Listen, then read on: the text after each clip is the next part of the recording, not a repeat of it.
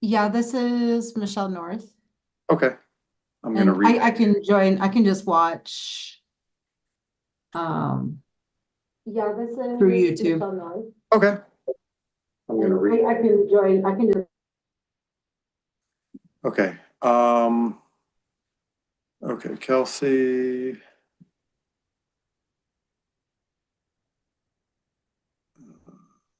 Bear with me, guys. There's a bunch of people I gotta let in and I gotta mark them down. Bill Robinson, Jamie Caesar.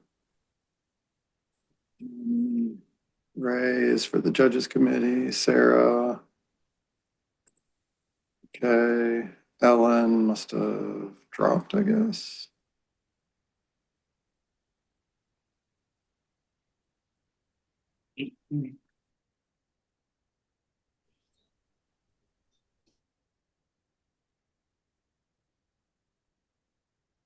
Suspect in this case. He was subsequently booked for murder. A neighbor tells ABC News the writer's good friends, comedians Billy Crystal and Larry David. Who's Okay. listening to the murder report? Yeah, I muted the murder report. So I think we can probably kind of kick it off, I guess.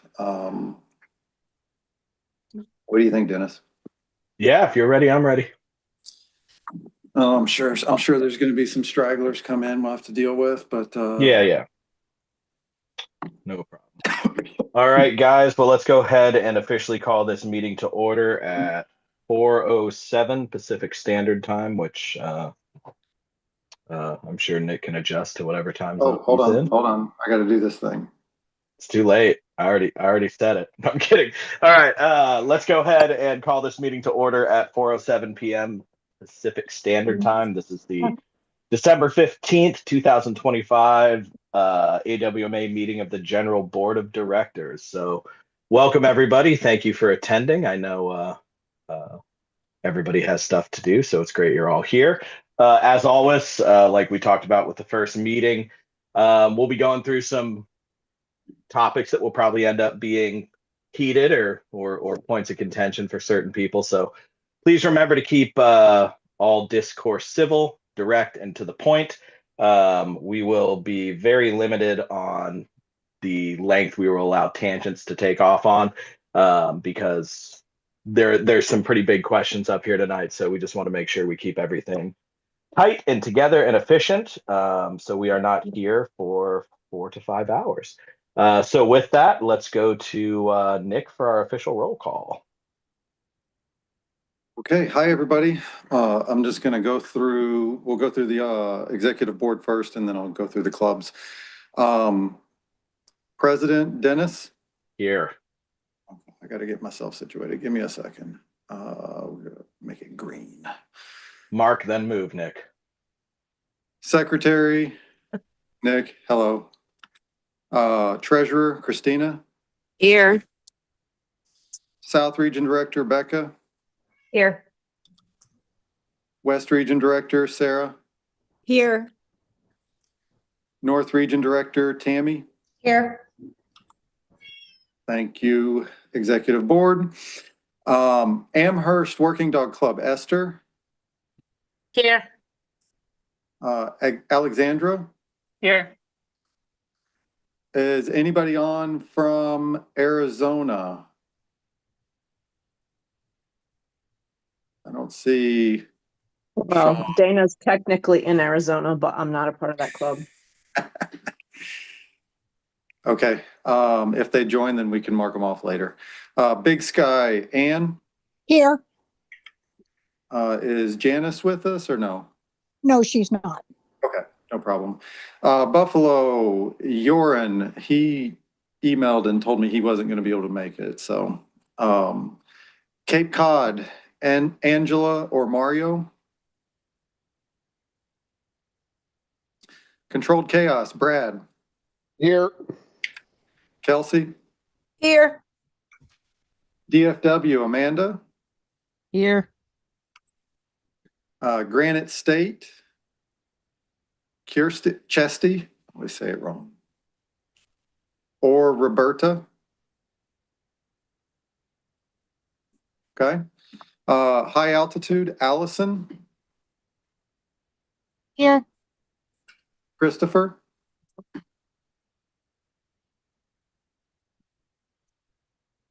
Oh, he's in the waiting room. Hold on. I was just calling your name, Christopher.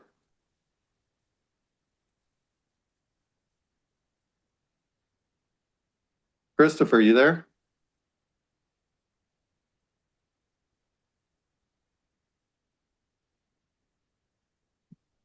He just sent a message. Yeah, I see it. Yeah, he says here, just in chat. So I'm gonna mark him as green. High drive, Mary. Here. Kim, I don't see her. No, she's not. Hoot Hoot, Christina. Here. I don't think Marco's with us. K9 Village, Hassam. Here, Did I say that correctly or did I butcher it? you're good, man. I'm used to that. It's hi Sam. Hi, Sam. Okay. Hi Sam. Yeah. Kirsten. Okay. Yes, Kennebec. I'm sorry. It's the same at Work Canine Village. I'm here too with Heist. Okay, cool. Kennebec, Bill.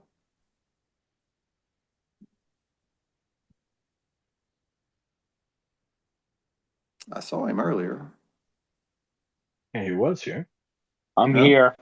Oh, hi, Bill. Is Terry with you? Yes, she is. Wonderful. Maverick, Dana. Here. I assume Jarrett's not here, right? Correct. Okay. New Age, Ellen, Here. and no Liana, yeah? No, she's working. Okay. Oh, we got somebody on an iPhone. Hold on. Okay, somebody on an iPhone just joined. Can you announce who you are? There you go. Can you hear me? Sean. That's me. It's Sean. Let me fix your name there, big guy. I'm sorry. Hold on. I missed you. What did you say there? Fixing your name. Okay. Oh, yeah, my phone. Okay, I'm gonna go back to you then. Arizona, Sean. Yes. Here. Got it. Present. No Way Jose, Ann. I didn't see her come in. Northeast, Jamie. Here. Has Ben there with you? Unfortunately, he's in Florida, so no, just me. Shucks. Northern Vermont, Chris.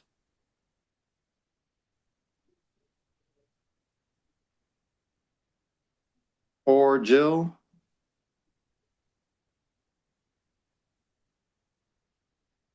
OG Gartenstadt, Mark.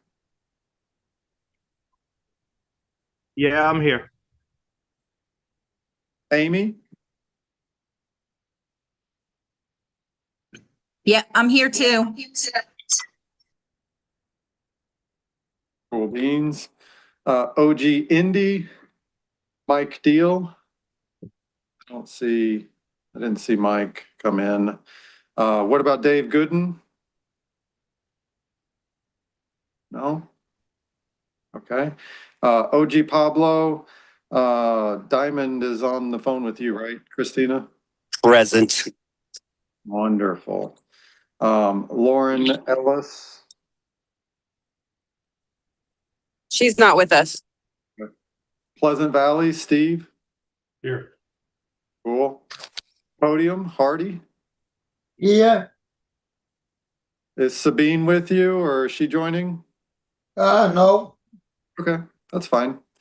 Roswell, Peter?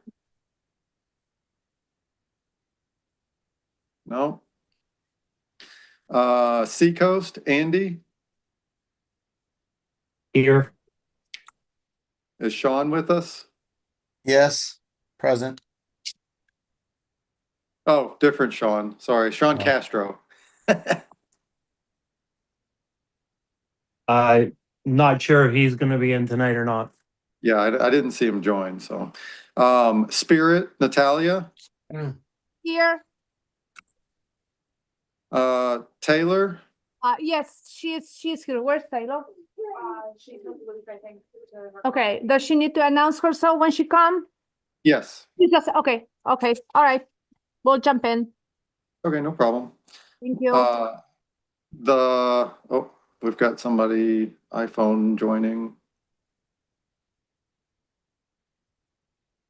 Who's the iPhone that just joined?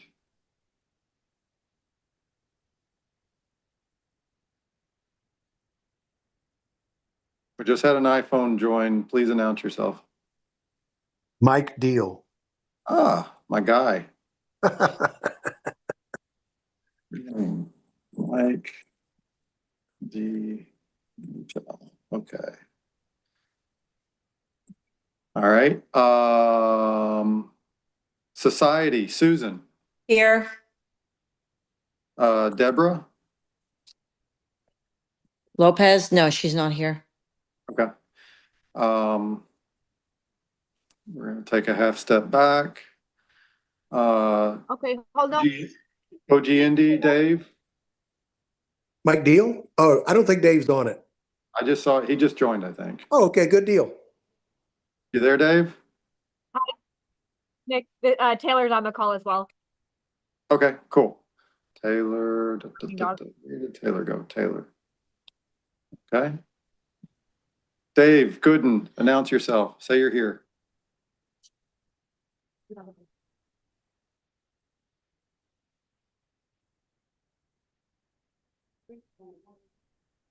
Okay, we got to move on. Working Canine, Veronica. I didn't see them join. Oh. I'm here, Nick. Took me a minute to get it unmuted. You're good. You're good, brother. Ugly Dog, Melissa.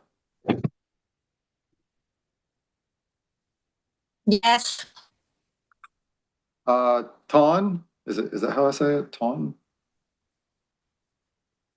Twa. Ton. Yeah, he's here. Does he announce himself? Say that again, Melissa? Does he need to announce himself? Yeah, he just needs to say here.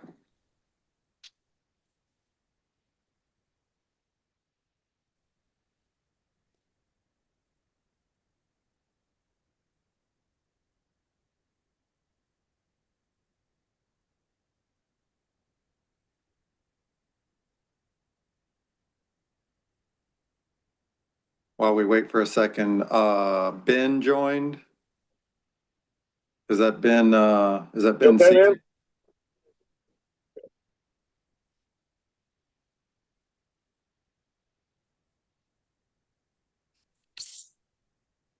Okay, let's move on.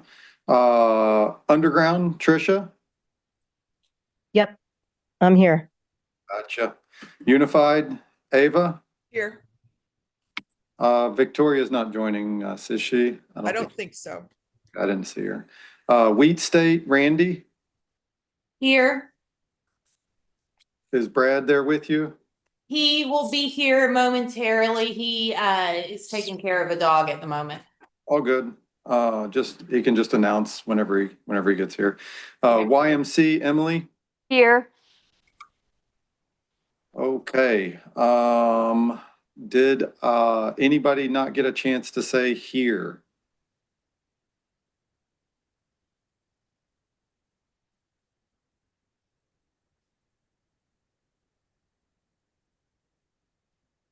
Okay, well, that is, in my opinion, pretty damn solid. We have out of 33 clubs, we have, what is this?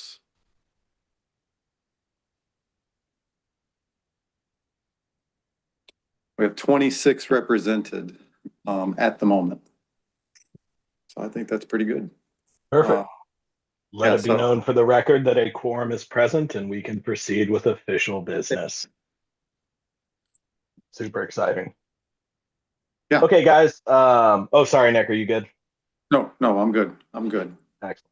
All right, guys. So everybody's seen the proposed agenda at this point, but we're going to go through officer reports, regional director reports, committee reports, amendment proposals, open lawsuit updates, discussion on some BOI stuff, polls to give the incoming executive board guidance. Then we will move on to elections, new business, the national championships, discussions from the floor, and then finally adjournment.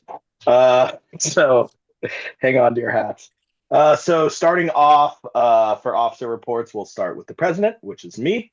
So first and foremost, I just want to say thank you guys for the trust and opportunity to help navigate AWMA through what's been a very difficult time. Probably the worst time period I've seen since I've been a member of the organization, which has probably been about 10 years.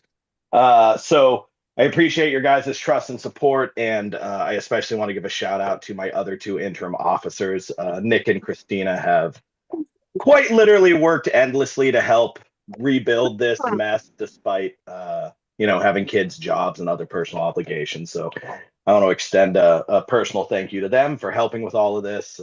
They've been dogged in their responsibilities, to say the least.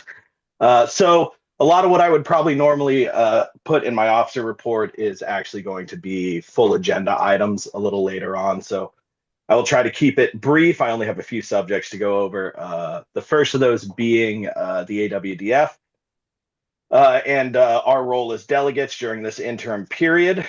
So as you guys know, an organization representing the umbrella Belgian Shepherds applied to join the AWDF, and in that they wanted to include Malinois as one of the types or breeds they represent. Currently in the AWDF bylaws, there is only one breed club that is allowed to be represented. So currently right now, the AWMA is that represented breed club. We're admitted into the AWDF as a breed club, and we currently represent the Malinois. Whether you consider that a type or a breed is not exactly what's on the table at the moment. So the new organization did not want to be considered as a sport club. They wanted to be considered as a breed club, which is where the issue kind of came up. And it was brought up to them that if they wanted to, they could proceed without the Malinois as part of their club, which they also didn't want to do, understandably so. This is not really an AKC versus FCI issue, although it could be made into that. What it really is an issue of is the AWDF bylaws. So the way the bylaws currently read in AWDF is mentioned above. Only one breed club is admitted. So with the Malinois being currently represented, technically the other club would not be admitted under current bylaws. So in that, a vote took place. In which AWMA voted no for the approval of the application. And globally, that petition for them to enter the AWDF was denied by 83% against. And then going forward, because it was a topic of discussion, AWDF held a straw poll that was to explore the interest of changing the one breed club rule with AWDF. The major concern from most of the clubs during that straw poll that was it would lead to the fracturing of organizations. Basically, the point a lot of people were making was that if multiple breed clubs are allowed, anytime, say, Rottweilers had issues, those two would split off and then they could join the AWDF, and you might have 10 Rottweiler clubs with, 3 people in each.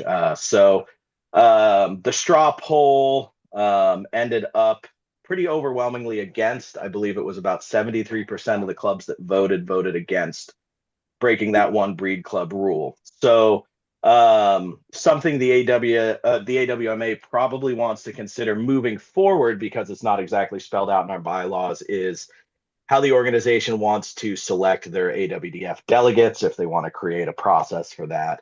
That way the best candidate for the organization can be selected and make sure they are in the future voicing the direct concerns of the AWMA. So it needs to be somebody that is tied in with the membership and making sure they're representing the global goals of the organization.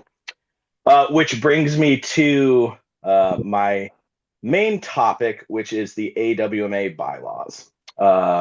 I don't know if anybody has taken the time to read them. In my opinion, they're absolutely terrible.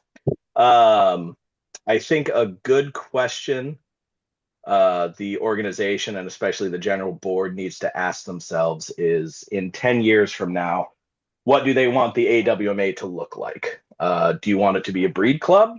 Do you want it to cover all varieties of the breed? Do you want it to be Malinois only? When you look at the sports, do you want this to be a IGP driven sport or do you want it to be multi-sport driven? And if it is multi-sport driven, how do you want to allocate the running of the organizations, right? Because obviously each sport is going to take the organization in slightly different directions. So the bylaws need to be structured in a way that protects the organization and also is making sure that they are representing the Malinois breed or the Belgian Shepherd breed to the best of their possibilities. So in the future, all varieties are represented, or if the organization wants to focus mainly on Malinois, then that is certainly up to them. So the big question is, how do you structure new bylaws that will help protect AWMA? Obviously, with a lot of stuff we'll talk about later that's been going on, you guys need to have an ironclad system of checks and balances, especially with the BOI process, right? So there needs to be a very clear, easy path to follow for how the BOI system is handled. And that includes who's sitting on the committee, how they get on the committee when they are not there, how they get replaced, how alternates are selected. And then once the BOI process is completed and sent to the executive board and they make their recommendations for punishment and ultimately follow through with those punishments, the organization really needs to make sure there is a fair review process that exists outside of the punishment process. Meaning, if a BOI goes through and somebody wants to appeal it, they need to make sure they are appealing it to a separate group that outside of who actually decided on the punishment. So for me, obviously, the general board would be a pretty good suggestion for that. The organization needs checks and balances as they go through. We need fair and above board processes for onboarding new clubs. Obviously, the process of bringing in a new club, moving them to full member status, and having them participate in decisions for the organization or an election should not happen overnight. And they definitely should not happen the night before an election. So the processes for that in the bylaws are incredibly vague. And they shouldn't be, because at the end of the day, that's going to hurt the organization, and it's also going to make the waters a little more muddied if an issue does happen to come up with those elections or with those BOIs. So there also needs to be a conversation on equitable practices for members, as well as how their membership is applied to certain club memberships. Right now, the way our bylaws read, Nick, Christina, and I could basically form 7 different clubs and have 7 different votes, right? So that loophole definitely needs to be shut. If everybody is acting in good faith, it's not a huge issue. Unfortunately, that's not always the case, right? So we need to make sure we have an ironclad set of bylaws with clear processes and clear appeals mechanisms. We really need a fair internal checks and balances to avoid exactly what we're dealing with now. There were processes in place that could avoid some of the stuff that's happening.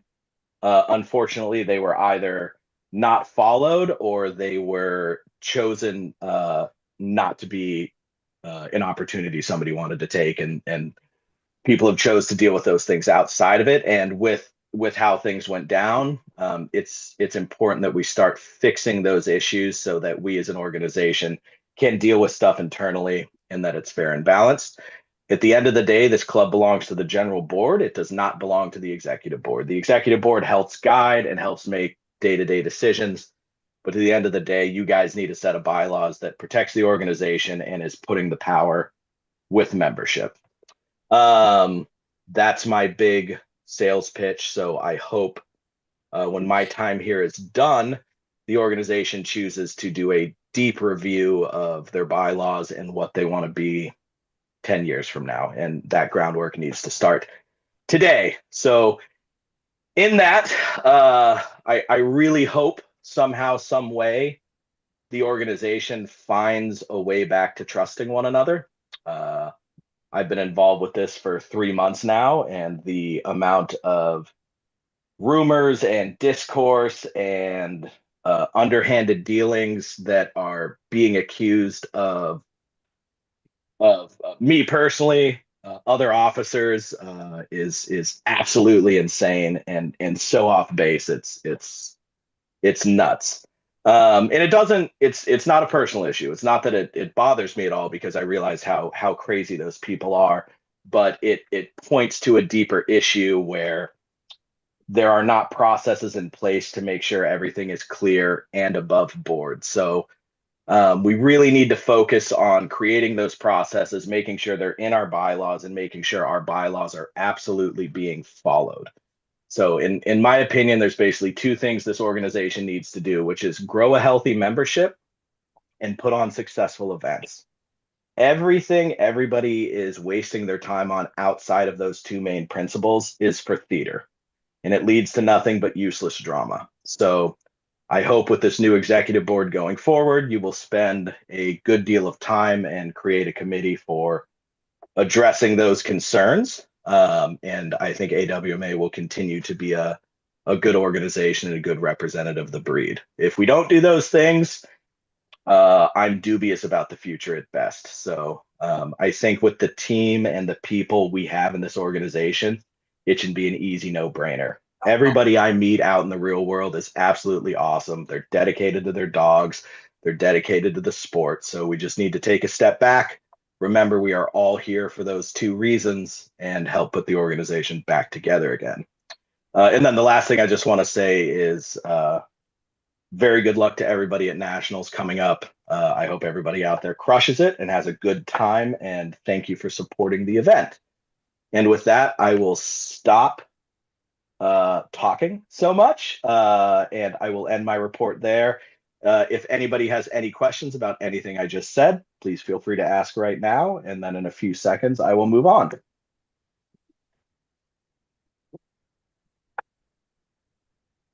Perfect. I will assume that's no question. So the chair will now move to recognize our secretary for their report.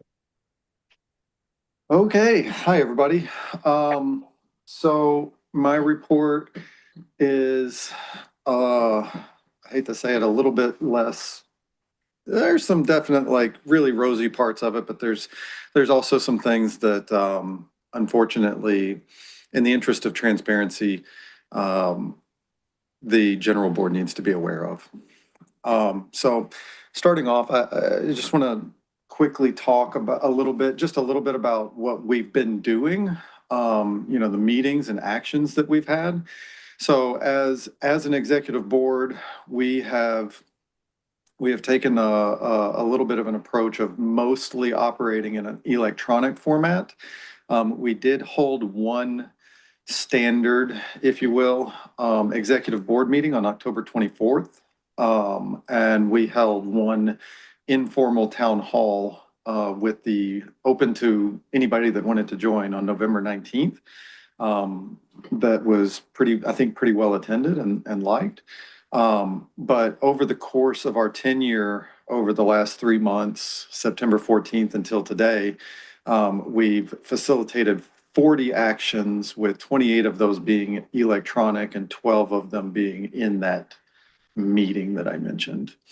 So that's kind of a little summary of what we've been up to there. The next thing I want to talk about,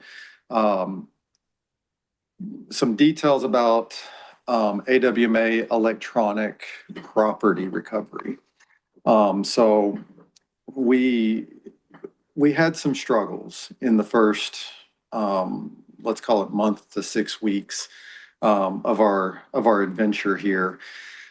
Starting with the website, we gained control of the AWMA website pretty quickly. We took office on September 14th, and my notes said that we had control of the website on September 15th. So that happened really, really quickly. And I will talk more about the website a little bit later in my report. Gaggle Access, which Gaggle is the official electronic communication platform for AWMA currently. And it's where we did all of our actions, our, electronic votes, all of that stuff.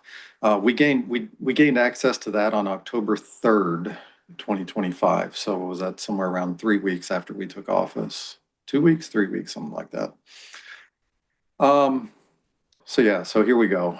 MailChimp. So MailChimp, for those that don't know, MailChimp is a service for sending mass emails. So anytime you get an email in your inbox that has that it's from American Working Malinois Association, and it's got that kind of similar look and feel to AWMA mass emails that they've had for years now.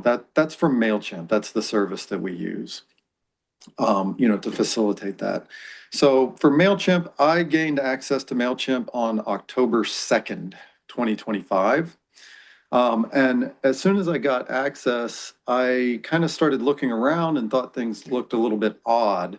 So I reached out to MailChimp support and had a couple of different chats with them. And what was discovered was, according to MailChimp support, on September 25th, around 105 email campaigns were deleted. Fortunately, MailChimp was able to recover those. So we got those records back. Now, the bad part is that we also found that the contacts list was also entirely permanently deleted, which in MailChimp land is a bit of a problem, because when contacts are permanently deleted, they are irrecoverable, in that MailChimp calls them associations. So all of the statistics tied to the deep statistics tied to like who opened what emails and all that stuff for everything from before we got control of this account is gone forever. And according to MailChimp, is irrevocable because of privacy laws. So that's that. Moving on to JotForm. Can I ask about that? Dennis, are we supposed to am I supposed to get through everything and take questions? Yeah, so just because it's a report, Okay. if you can, just take a quick note and then Yep. of your question, then at the end we'll get through it. Thank you. Yep. Okay, sorry. Sorry, guys. So JotForm. So JotForm was the system that AWMA used prior to this new variant of the website that went live on September 14th. JotForm's what we used for years now, for several years now, for membership applications, scorebook applications, club applications, trial applications, et cetera, right? Tons of stuff. I gained access to that account on October 3rd. That account was disabled by somebody on September 25th. Fortunately, thank goodness, JotForm support was able to help me recover everything in the account and all the data within. So all of those records we were able to recover. Thank goodness. Moving on to Election Buddy. Election Buddy we're actually going to use here in just a little while. It's the platform that AWMA has used for years now to do, electronic elections and vote on things and whatnot. It took a little longer to get access to Election Buddy. I gained access to it on October 24th.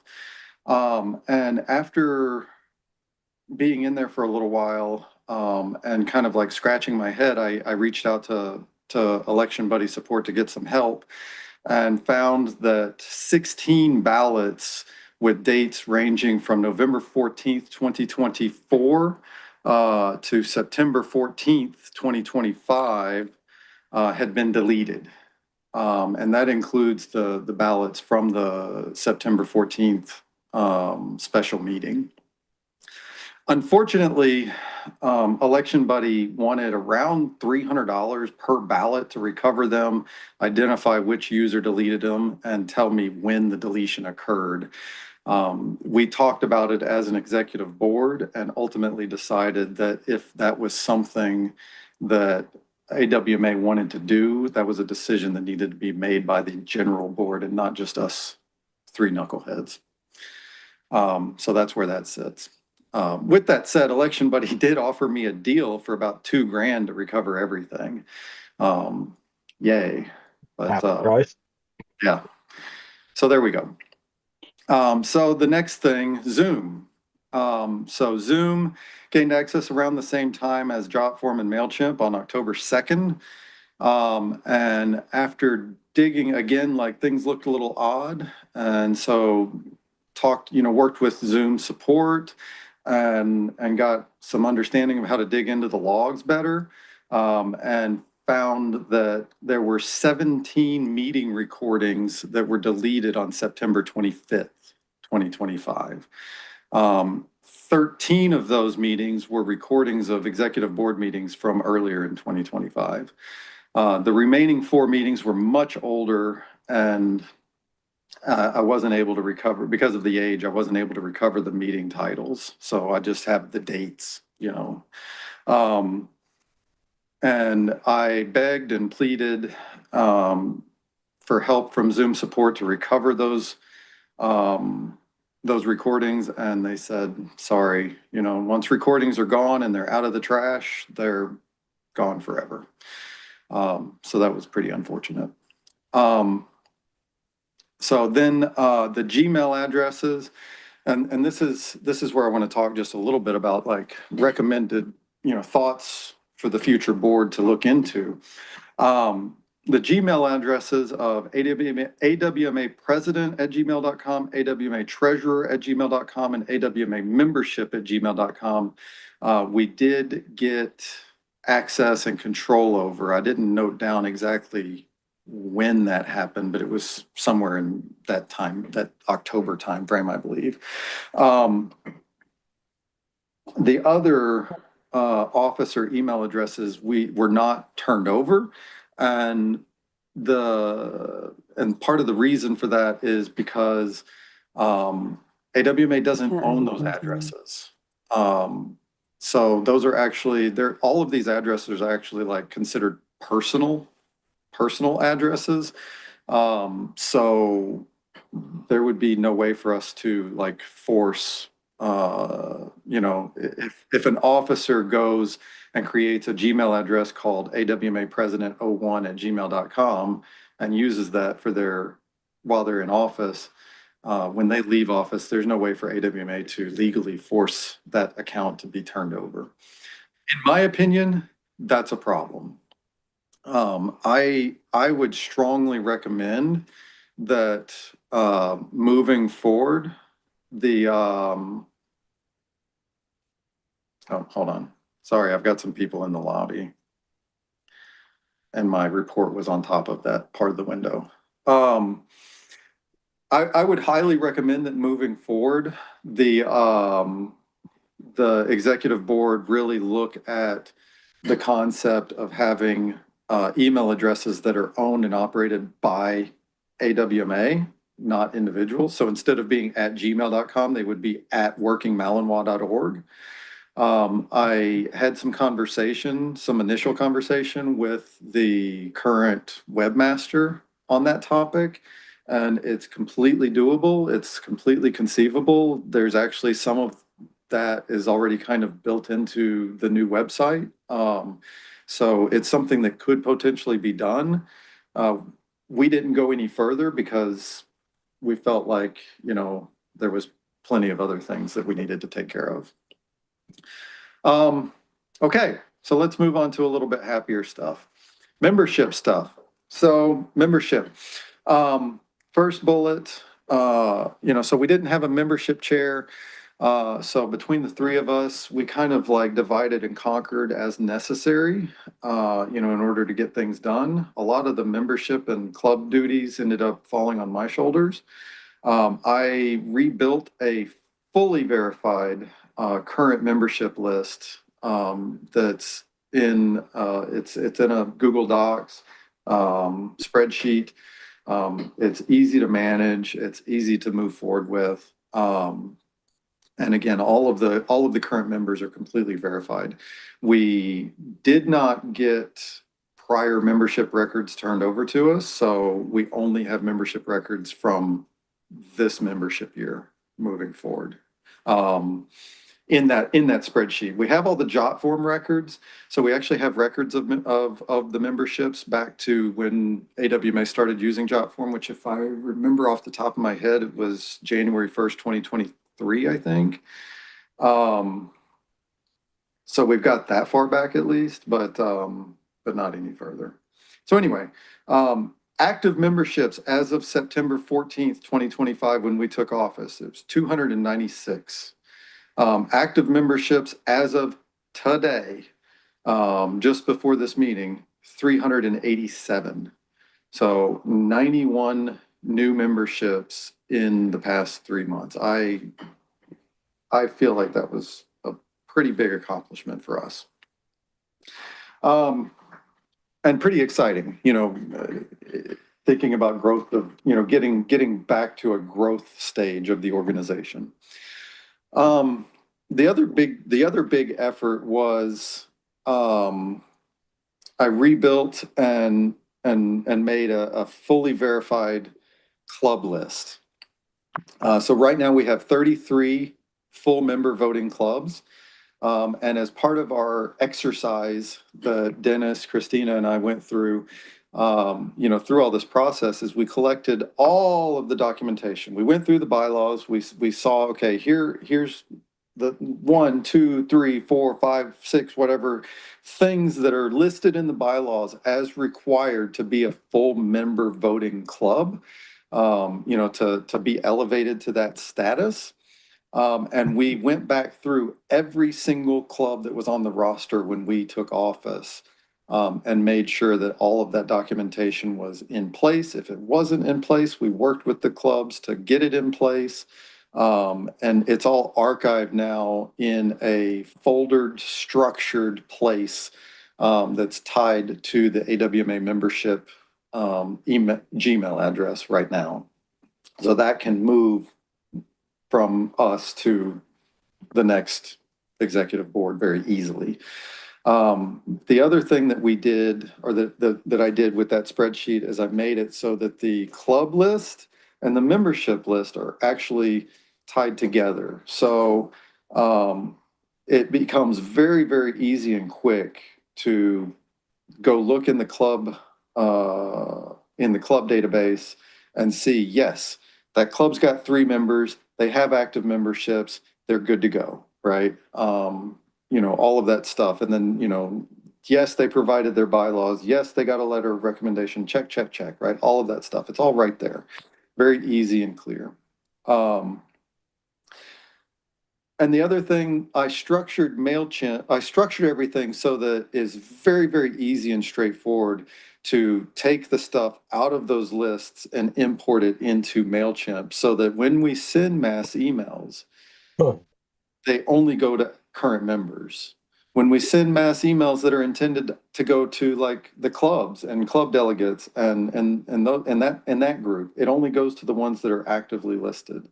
I'm pretty proud of what I was able to accomplish there. It's really cool. So whereas before, if I look back in the old MailChimp organization that we got recovered, there were emails going out to a very large number of people, much larger than the membership at the time, for sure.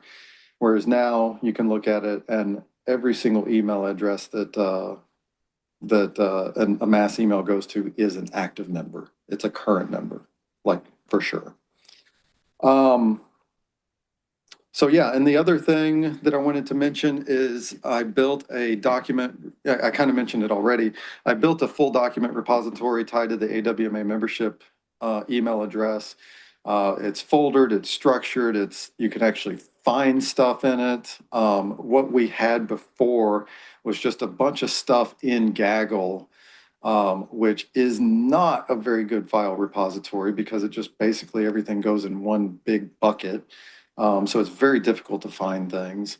Now it should be much easier moving forward for the board to find things and documentation and whatnot. Website stuff. I'm gonna cruise through a couple of things about the website. So phase two of the website. So there was a phase one of the website that was basically a reskin that went live back in June.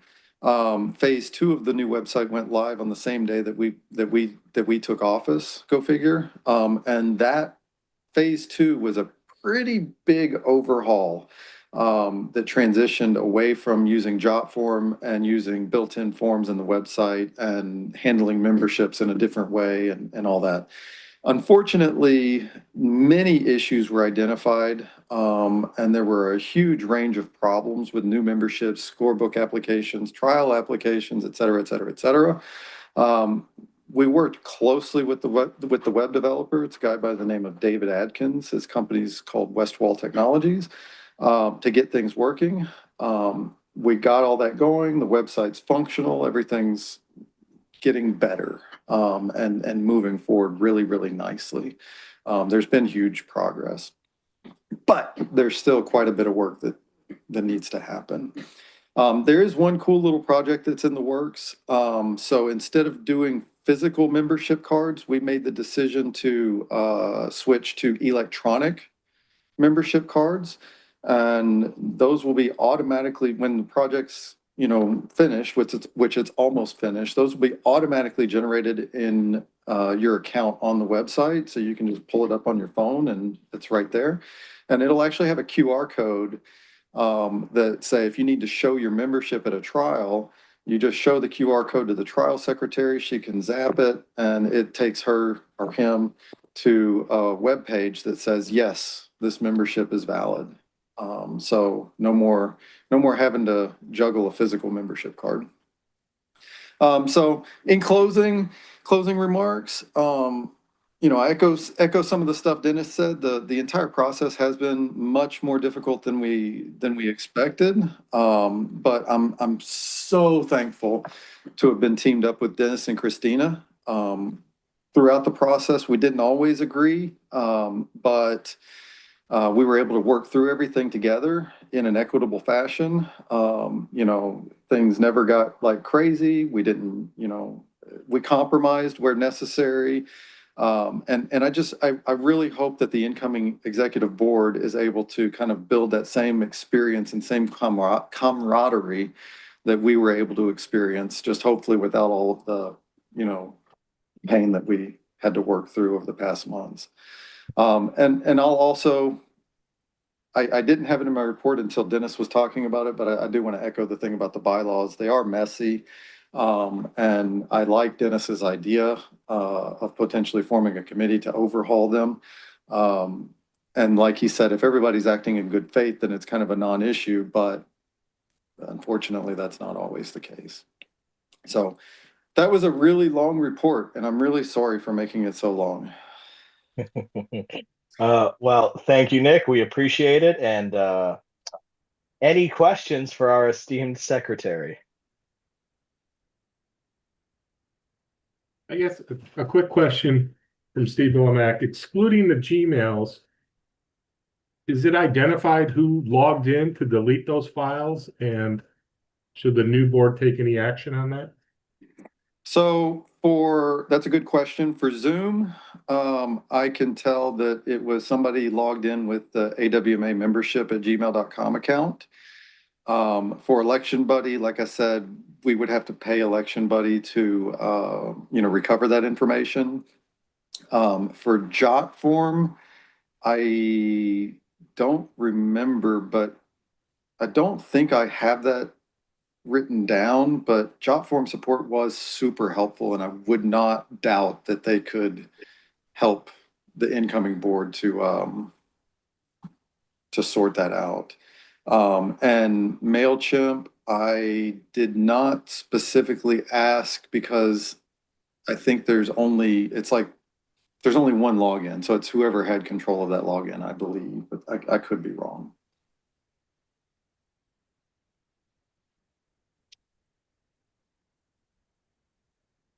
Okay, so there were some chat messages. Let's see, questions. Is there a plan to make the meeting minutes for, visible to the, yes, so Ava asked the question, is there a plan to make the meeting minutes from the executive board meetings visible to the general board? So the meeting minutes from the one, like, regular meeting that we had are already on the website. Yeah. And we just approved, essentially meeting minutes. I called them documentation, action documentation, but same thing, of all of the electronic actions that we took. And those will be posted to the website, as soon as possible, basically. Yeah, so you guys can pretty much review every single thing we've done since taking office. Officially, that's been completed. Any other questions for Nick? Okay, so Christopher made a comment, that the membership chair gave us access to AWMA membership email, and that went back to 2014. So you have access to a decade of information right there. I mean, I guess if somebody wanted to take a full-time job and go, excavate information out of that email address, I would not wish that on anybody. Yeah, I'm not sure what one has to do with the other. That was posted during the topics about how much stuff was deleted. Yeah. So it's great we have that email address. I don't think it really has anything to do with all the information that's missing. For Mark Sicoccio, how many members does the organization currently have? That was, what did I say, 387, I think? Yeah. Somebody put it in the chat, I think. Yeah, I think, yeah. Yeah, Tammy did. I'm just double checking. Yeah, 387 is the correct number. And yeah, that's all the questions in the chat for me. All right. Questions for Nick going once, twice. Cool. Thank you very much for your report, Nick. The chair now recognizes our treasurer. All right, guys. Okay, so since we took over in September, I hope everybody can hear me okay. Since we took over September 14th, I just want to go over about how difficult it was to get access to the bank account first. We had been told through the attorney that they would only work with the attorney, and they had a list of concerns and demands before handing over account access. So Dennis, Nick, and I got together with Bank of America, found the legal way to do it without the previous treasurer, to be able to change the signatory since she was voted off. So on September 23rd, I went in, because you have to physically go into the bank in order to do that. Went in with all the documents, uploaded it. They got everything changed. The only thing they said it would take 24 to 48 hours because it was close to the weekend. So they said it would take a couple days. It could take a couple days for the full switch. So I waited till Monday to log in and found out I couldn't log in because, well, they couldn't tell me too much at the time, but all I could say was that I was no longer on the account. So found out that fraud was reported and the account was taken back away, and had to go to the attorney and had to physically send a cease and desist letter to stop that.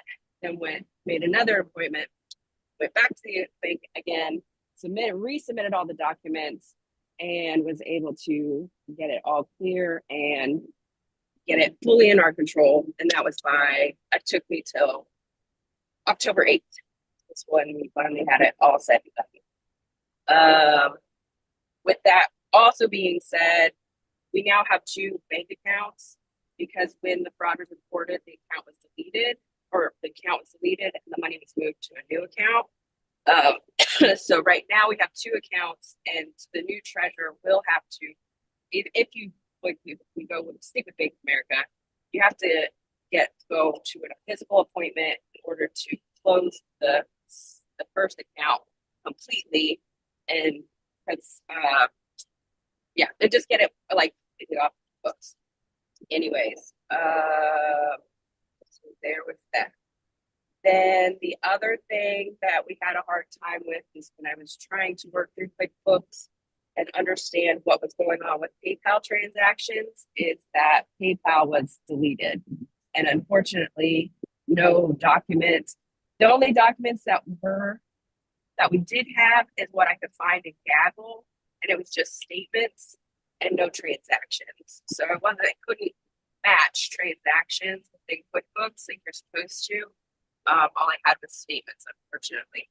And we tried to get PayPal to like send us a report or something. And at this time, they have told me no, because I am not the named person on the account. I wasn't. They said it's deleted, it's gone forever. Too bad. Okay, so there's that. Okay, so let's start off with our financial highlights. So unfortunately, due to some significant legal fees, we actually have gone down by 18% in total revenue. Our revenue for this year was $41,250. The net income is actually in the negative. It's negative 61,640. Our membership, let's see, for income, our membership is always continues to be the backbone of AWMA's financial stability. This year we contributed so far $25,999, which was 63% of our total revenue. 76% of that was individual memberships, 15% of that was family memberships, and 0.5% of that was youth memberships. The club revenue, club revenue was, sorry guys, my computer died, so I had to like write my notes down. Club revenue was $4,063.37, which was actually a 74% increase from last year. Scorebook revenue was $2,824. That was a decrease of 54% from last year. Then let's see, our miscellaneous income, our trial fees. Our trial fees was an increase of 18% from last year, with $750. Our program income. So our program income was an increase of 15,000%. Yes, that's a correct percentage. Because last year we only had $50, which was an IGP3 club. This year we had $50 and then not $50, excuse me, that number, but we had $812 POIs. Then fundraising and public support. So our fundraising was $4,835. The direct support was actually up by 50%, and fundraising is down by 27%. Okay, let's move on to expenses. So administrative expenses. So because unfortunately, because of the ongoing legal expenses, this is rather high. So it is up to date. Right now we're at $56,959.58. Our event expenses have pretty much stayed the same, pretty consistent from last year. FMPB, we had the FMPB, the national event, and then judges rebates. Excuse me. So the FMPB expenses are due to the team member and team captain travel reimbursements totaling approximately $10,000, offset by approximately $2,500 in fundraising. The remainder of the expenses are for the team entry fees. The team member deposits are funded to the individuals. on the world team upon completion of the event. The national championship expenses for 2025, AWMA pledged $10,000 to support the hosts, which we still owe them one more payment for the event. They've gotten 3, but they still need their 4th. Which they'll get their final payment upon completion. And then the judge and helper rebates. Anime clubs or helpers are entitled to a rebate of $100 for using an anime judge. For regional event, member clubs are also eligible for a $400 reimbursement for judge travel expenses. So AWMA hopes that this can increase over the year and more of our judges and helpers are used. Let's see, other expenses. So the website, because it was new, it was obviously a significant percentage. I mean, we've never spent this much money before, but we're at $10,000 for the website. We're just a little over. Insurance is congruent with last year. It's about the same. It actually went down $200, which is good. So $2,300, just a little over $2,300. Software and subscriptions. So that went up, but I mean, subscriptions went up this year. There was increased prices in subscriptions. So that actually went up by like 50%. And then bank fees went up a little bit as well. It was at 182. Let's see. Those are all my big numbers.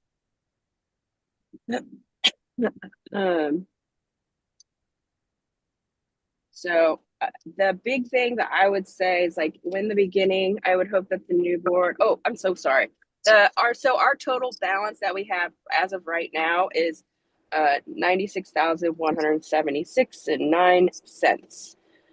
So that is where we are sitting at. Let's see. What I would suggest, I would hope that the new board would do for the bank account stuff is to have more than one signatory. I think having one signatory was a big problem. We could have probably made transitioning a little bit easier. So I would suggest that for the future. I would suggest also that whoever's on the auditing committee have read-only access. Can you hear me? Yeah. Okay. I would suggest that the auditing committee, has read-only access to all the financials. It's just good to have another set of eyes. And let me see. I don't think I forgot anything. I think that's it. Any questions? Is that bank account being put into something that earns interest, especially with that kind of money that is in there at the current time? It is not, and it's something, I'm glad you said that, because that was suggested by them when I was in there, and it was on my note to pass it along to whoever takes over my spot. With my capacity, I didn't want to go making those decisions. But yes, that is something that just should be happening. I agree. Is there Any other anything in the bylaws in the state that we should have to have some type of signatory, or is that just up to the executive board to make that decision? Nick, is it in the bylaws? I actually don't know that off the top of my head. No. Yeah, it's not, but I would suggest to change that.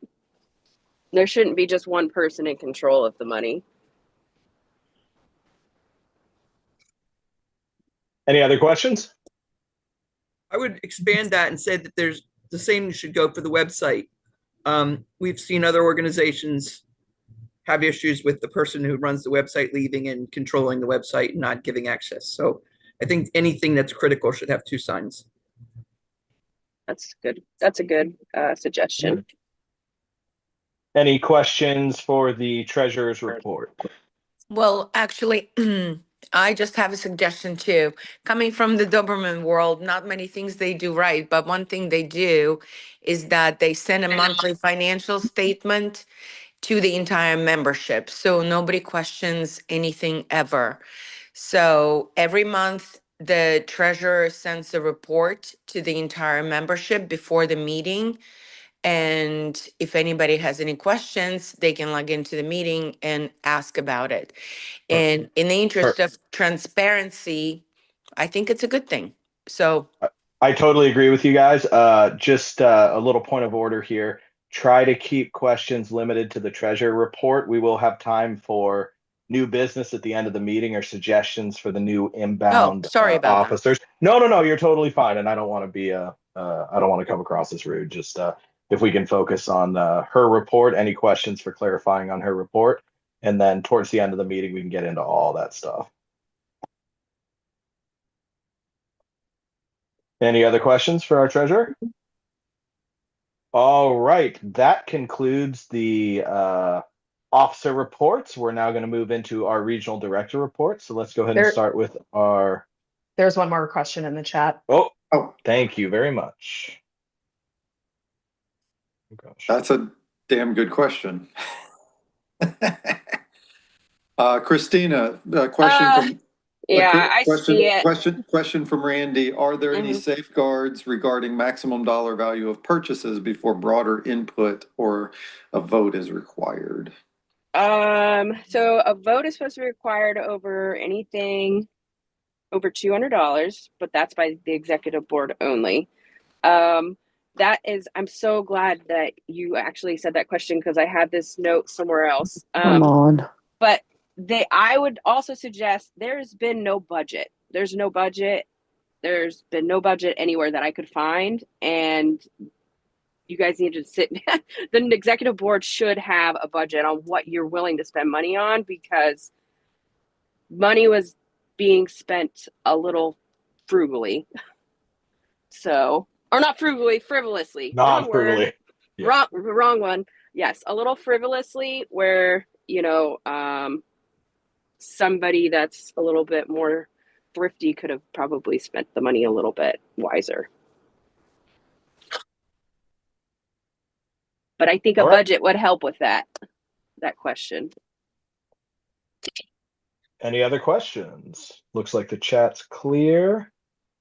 All right. Thank you very much. We appreciate it. Moving on to our regional director reports. Let's go ahead and kick off with our North region. Okay, hello guys. First, thank you to the North region for electing me. I'm new to the North region, so thanks so much for trusting me. Currently, we have 18 clubs, one new affiliate club that just applied, so growing in the region. Right now, all the records are still in transition, so be patient with that. We'll have a lot more information after this election. Several of the region members have volunteered for positions both on the board and on committees, so super happy about that. Please support our regional members. Most recently, the Underground had a trial authorization approved that just took place by the executive board. That'll be later in November 2026. One of the North region clubs has expressed stadium availability in the New England region for the Nationals, if that's something that the region might be interested in doing, and if AWMA is in support of that. See, I brought up reimbursement for one of our region members for web services provided by Victoria Rosenthal. That's something that will be coming up later on in the meeting as well. Also regarding our regional member Terry Robinson's brought up a discrepancy, which I verified. That will be discussed later in the meeting as well. So that's pretty much it for the region. We've only been in our positions for about less than 2 weeks. So hopefully there'll be more information and more progress moving forward. So thanks so much. Thanks to the interim board for doing some nice work, and hopefully AWMA will be headed in the right direction soon. That's it. Any questions? All right. Going once, going twice. All right. Thank you very much to our North Regional Director there. South Region, when you're ready. All right. We don't have a whole lot to report for the South region. We do have a couple of new affiliate clubs. We have a couple of new full member clubs. And we do actually have a club that stepped up to host the 2026 regional.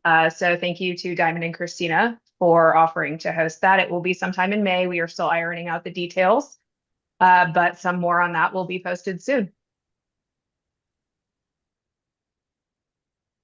Good. Yeah. Any questions? That's all I got. Perfect. Any questions for our South region? All right, then on to our West region.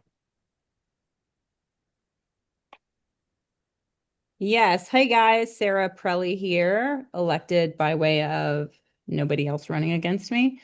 We're doing a little worse in the region than maybe we did a few years ago. We've had some handlers that have had babies, gotten different jobs, dogs retired. So we're a little sparse in our Malinois representation. I hope that I can help boost that.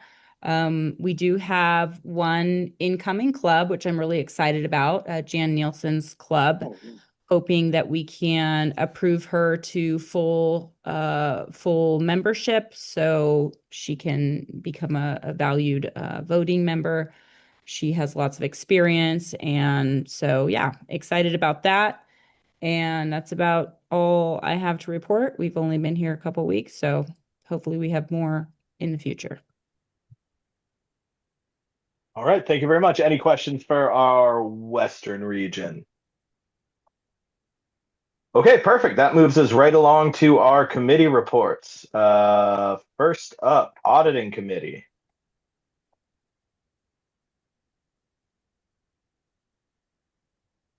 Oh, unmute. I'm sorry.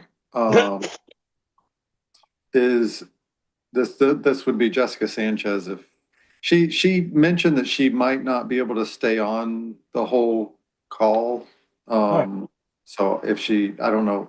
Yeah, we'll table it, and if she hops back on, then we can come back to it. Cool beans. All right. BOI committee. That's also Jessica Sanchez, I believe. All right. Oh, same thing. Perfect. Judges committee. I think we have too much going on there at the moment. I know I saw Ray joined, but I don't know if he has a report or anything to talk about prepared.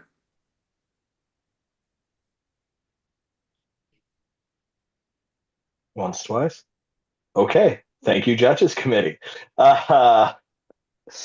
National Events Committee. I did not see Monty join. All right. This section's going great. All right. Website committee report. Anybody from the website committee? All right. I will say, I'm probably a little out of order here, but I'll say, I know that the website committee did not get used very much this year. And I hope that we figure out the right way to utilize that resource. Yeah. We as in not me, Yes, the next wheeze. Yes. Okay, perfect. Website committee. All right. Anybody for social media? Hello, this is Brittany Wild. I will speak just for a couple minutes. All right. There's currently 3 Facebook pages, 2 official Facebook pages. One has 205 followers, one has 1,400 followers, and then the unofficial historic page that has 1,200 followers. They all have different admins. So once there's a new board in place, the goals would be to consolidate the Facebook pages down to one page so that there's a streamlined presence on Facebook, update the admins to the current social media team, and including a new board member, and then continue updating from there, highlighting teams and trials, club trials, national awareness events, and just keep the transparency between the membership and the board. Right. Anything else from social media? Any questions for social media?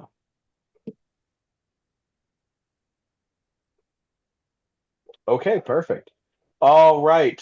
So now we are going to move into our first big chunk of the night, which is the amendment proposals. We'll take a split sec. And Nick, do you just want to walk everybody through how the balloting is going to go before we get into the voting stuff? Yeah. So in order to be fiscally responsible as possible with Election Buddy, we're going to do at least a couple of ballots. That seems to be the most efficient way to do it. So things that we need, that we know that we will need to vote on, from based on the meeting agenda, there's four proposed amendments. There is, we need to make a decision about how many BOI committee alternates need to be elected. And then there's, of course, president, vice president, all the officers, all the way to the first director at large. And then there's also, we have a lot of committee openings, and some of those committee openings are even year seats and, elected in even years. And some of those committee openings are odd year seats, as in they're elected in odd years. So the ones that are even years, we as in the general board are not, there's nothing in the bylaws that allow us to fill those vacancies. Those vacancies, the only thing in the bylaws to fill those vacancies is the executive board, which in my opinion is yet another oversight of the bylaws, but that's neither here nor there. So what we're going to do for those seats, we're just going to have polls where you guys will be able to, issue an opinion, and then the incoming executive board will be able to take that opinion and act on it. So that'll be the first ballot. We'll send that ballot out. So we'll go through the amendments, we'll go through the rest of the stuff on the agenda, the old business type stuff. We'll do nominations for all the positions, involved in that first ballot. We'll send it out, everybody will vote. When that's done, then we move on and we decide if there needs to be a second director at large. That's according to the bylaws, that's based on how many executive board members are on the board. So we'll look at that. And then we'll do nominations for that if needed. We'll do nominations for the odd year seats, like nominating committee, judges committee, et cetera. And then we'll do a second ballot that will go out and everybody will vote on that. If there are additional actions that need to be voted on later as part of new business, then we'll have to do a third ballot and I'll have to make that up on the fly. Perfect. Any questions on how the voting process is going to take place? Okay, so next up is going to be our amendment proposals. So we will go through each one, then we will have a discussion period on each one, but then the actual voting will take place in the process Nick just described. So whoa, sorry, my screen just went crazy. The first one, Amendment 1, is the special election by the General Board for multiple executive board vacancies. This is an amendment was originally presented and discussed at the January 28th, 2025 special meeting of the General Board. Following this meeting, the changes requested were made by the Executive Board. At the time, it did not get sent to the General Board for vote. The intent of this amendment is to ensure that the General Board has control over elections to fill multiple vacancies in the Executive Board in such rare cases like we are experiencing right now. Yeah. Article 6, Board of Directors, Section 1, subsection C, is hereby amended to add the following new clauses immediately following the clauses thereof. This would be. Hold on, Dennis. I'm going to share. I'm going to share. Oh yeah, please, yeah. I don't think everybody's going to want us to just read this off word by word. Yeah. So share this one. Share. So we'll just go through the added language then. to shorten it up a little bit. Yeah. A special election meeting of the general board of directors shall be called in the case of 2 or more offices of the association and or directors at large positions being vacant concurrently. This special election by the general board shall not interrupt or affect an existing election already in process. Written notices of the special election meeting shall be sent to all AWMA clubs, officers, director at larges, and regional directors not less than 14 days prior to the meeting date. Anybody have any questions on that language? All right, cool. So the next section would add language into Article 7. The General Board of Directors shall elect officers and director at larges at every annual meeting, which takes place in even numbered years. Here's the added language, or B, at a special election meeting, which may take place at any time as required by these bylaws or as required by Article 7, Section 6, subsection D. And then there's 2 more chunks. So then Article 7, the added language, if anyone position of vice president, treasurer, secretary, chairperson, or director of judges, director at large should be vacant for any reason, or if any one of the incumbents become incapacitated or cannot or is unwilling to perform the duties of the officer, the executive board shall elect a replacement for the purposes of these bylaws. Incapacitated, meaning illness or death. If 2 or more of these positions, including any in the vice president, treasurer, secretary, chairperson, director at large, or director at large, should be vacant for any reason. 2 or more incumbents become incapacitated or cannot or are unwilling to perform the duties of the offices, the general board shall elect replacements via a special election meeting as defined in Article 6, Section 1, subsection C, Part 3 of the bylaws. I'm going to pause there for a sec. Does anybody have a suggestion or a way they would rather go about this besides just reading all the new language, or should we just go through and read the new language? I mean, this was all sent out like a month ago, so why don't we move to discussion on Amendment 1? Yeah. So hopefully everybody has already read these. If anybody wants us to read the language, just ask and we can absolutely go through the language. Otherwise, Nick should have this up on the screen for everybody to look at. And that'll save you having to listen to me drone on for the next 20 minutes. So any questions, discussion, comments on Amendment 1 special election by the general board for multiple? Just to clarify on this First Amendment, this is what we were presented back in January, correct? Yes, so this is a modification of what was presented in January. So the people that were involved in that meeting, if you remember, what we did in that meeting is we went through and as a general board decided to make certain changes. This has all of those changes. So this is what we were requesting to send to vote that the prior executive board never did.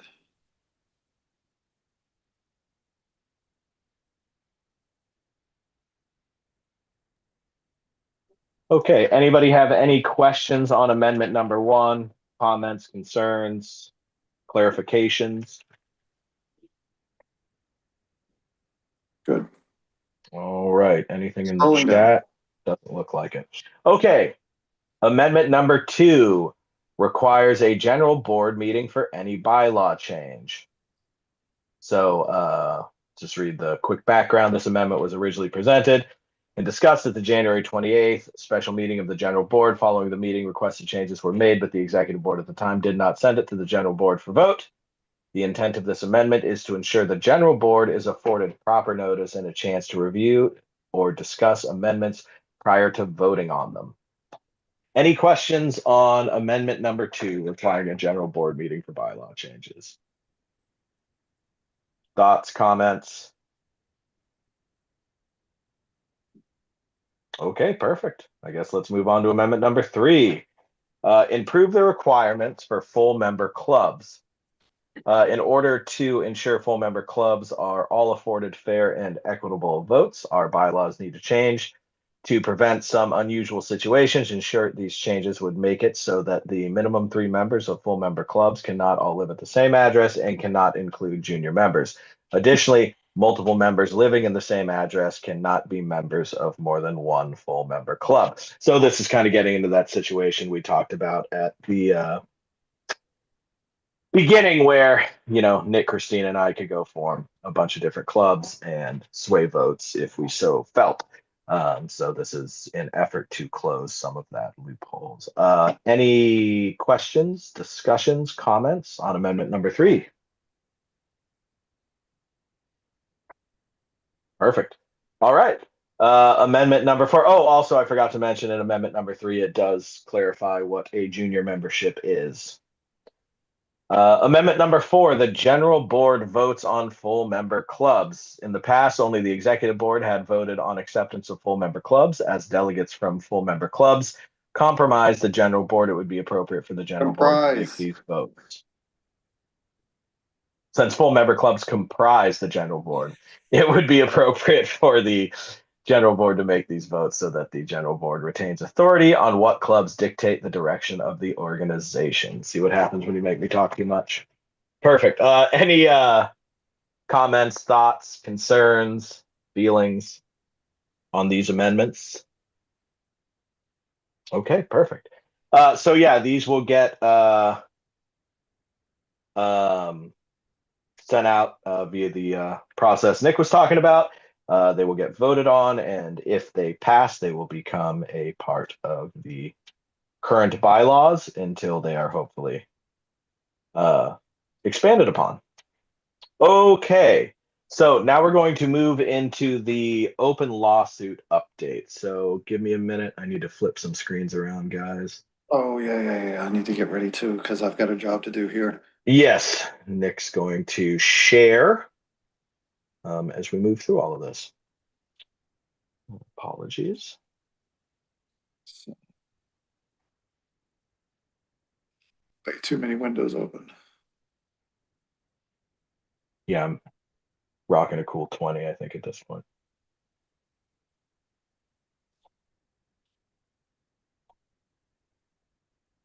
Perfect. Okay, so guys, I'm going to read. The first thing we're going to go through is the Randall Holdley situation, as it's probably one of the more important things we're going to talk about and vote on tonight. So I'm going to read a statement that was brought up via our attorney. The AWMA Executive Board of Directors and the Holdleys have participated in extensive negotiations under Rule 408 of the Arizona Rule of Evidence to prepare a proposed settlement agreement. This proposed settlement agreement is being presented to the AWMA General Board of Directors today under Rule 408 of the Arizona Rules of Evidence as an offer of compromise from the Holdleys to resolve the ongoing litigation between the Holdleys and AWMA. Following this meeting, AWMA's Executive Board of Directors will submit the proposed settlement agreement to the AWMA General Board of Directors for written approval under ARS 10-3708. Discussions of the proposed settlement agreement today are an extension of the ongoing settlement negotiations between AWMA and the Holdleys, and are generally protected from the use during the ongoing litigation under Rule 408 of the Arizona Rules of Evidence. That being said, we would ask that the discussion of the underlying facts related to the ongoing litigation and personal opinions regarding the strengths and weaknesses of the parties' claims and defenses in litigation be kept to a minimum. The primary purpose of this discussion is to present the proposed settlement agreement and to answer questions about its terms. So that's the end of that statement. Cut. So in broad terms for everybody, we are not here to retry the case. If the case gets tried, that will happen in a court of law. What this is a settlement agreement between two parties. And it is up to all of you whether or not you think it is a equitable, smart thing to do for the organization to proceed with this settlement. Something we were very clear about up front before any of this took place was that no decisions on this lawsuit would be made by the executive board of any kind. In fact, it was stated that if an attempt by the executive board was made to do that, we would all quit, even though it's just the three of us at the time. So we were threatening ourselves, I suppose. So we bring this to the general board to go through. So I'm going to go through a very quick timeline of the Hoadley case. And then we are going to walk through the settlement agreement. So April 29th, the Hoadleys filed a complaint. June 4th, AWMA filed their first answer. June 20th, the Hoadley mentioned for partial summary judgment to force the special meeting. We're going to circle back to that. AWMA filed an amended answer and counterclaims. July 15th, the Hoadleys motion to dismiss the counterclaims. July 28th, AWMA filed responses to the motion for partial summary judgment for 620. On August 4th, AWMA filed responses to the motion to dismiss the counterclaims from 715. 818, the Hoadleys filed the reply to the AWMA's answer. 818, the Hoadleys filed the reply to AWMA's answer to motion to dismiss the counterclaims. The court granted partial summary judgment to force the special meeting. That is an important one, so remember that because we will come back to it. 8 of 28, the court denies motion to dismiss the counterclaims. September 4th, AWMA files first amended counterclaims.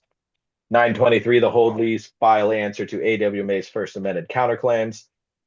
October 2nd, the Hoadleys make their first settlement offer. Back and forth is ongoing until 12/4. 12/5, the AWMA Executive Board votes to approve settlement offer pending a general board vote.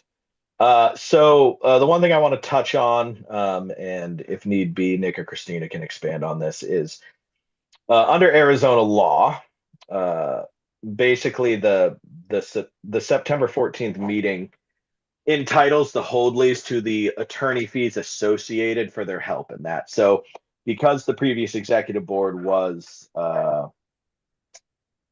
we'll say, not fulfilling their responsibilities for the petition that was in front of them to have them all removed or to have a vote of no confidence, the Hoadleys attorney went there on essentially behalf of the membership, but acting for the Hoadleys, and the decision that allowed their subsequent removal only took place because of the Hoadleys attorney. And under Arizona law, that basically entitles them to recoup the expenses associated with that. That has been, I think that's a fairly quick definition of that, Nick. I don't know if you have anything to add on that, but so essentially, like, even if, say, we went to court and we won everything and, you know, blah, blah, blah, they would still be entitled to collect that amount of money because it was done on behalf of the organization. So that's very important to know. The next thing before we go through the actual thing is we have spent, Christina, how much have we spent so far on legal fees? It's somewhere in the, what, $60,000 range, give or take. We've spent 56,949 and 58 cents. Yeah, so we'll round up and call it $57,000. So we have spent $57,000 so far. Moving on to court, to go through trial prep and to get the organization through the actual trial, it would cost us roughly $100,000 more dollars. So, you know, I'm taking some liberties when saying the total bill for this case would be very close to $200,000. And that's providing everything went along smoothly. So keep that number in your mind as we talk about this agreement. Yeah, sorry, go ahead. What was that, Nick? Sorry. Oh, no, sorry. I was just asking my wife to get the dogs out of here, so I didn't have to do. Sorry. Uli can stay. It's fine. You have the only mascot in the video, so. Okay, perfect. So anybody have any questions on the timeline or the little bit of information we just talked about before we get into the meat and potatoes of this? I have had someone ask if we could share the timeline so the people that are watching on YouTube can see it.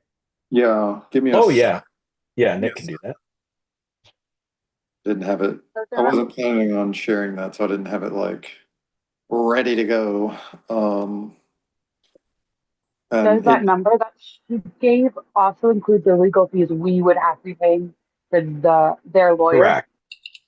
No. So Or they're that just doesn't hourly even, that rate? wouldn't even count. Like, say there was a judgment that says we need to repay, some of Randall's legal fees at the end of the trial. That has nothing to do with the $100,000 I brought up. That is just That's for ours. our attorney to get us through the thing, victorious or not. Court's very expensive. Hold on, As it hold on, may be. guys. I'm doing it. I'm doing the thing. Oh, Okay. There you go.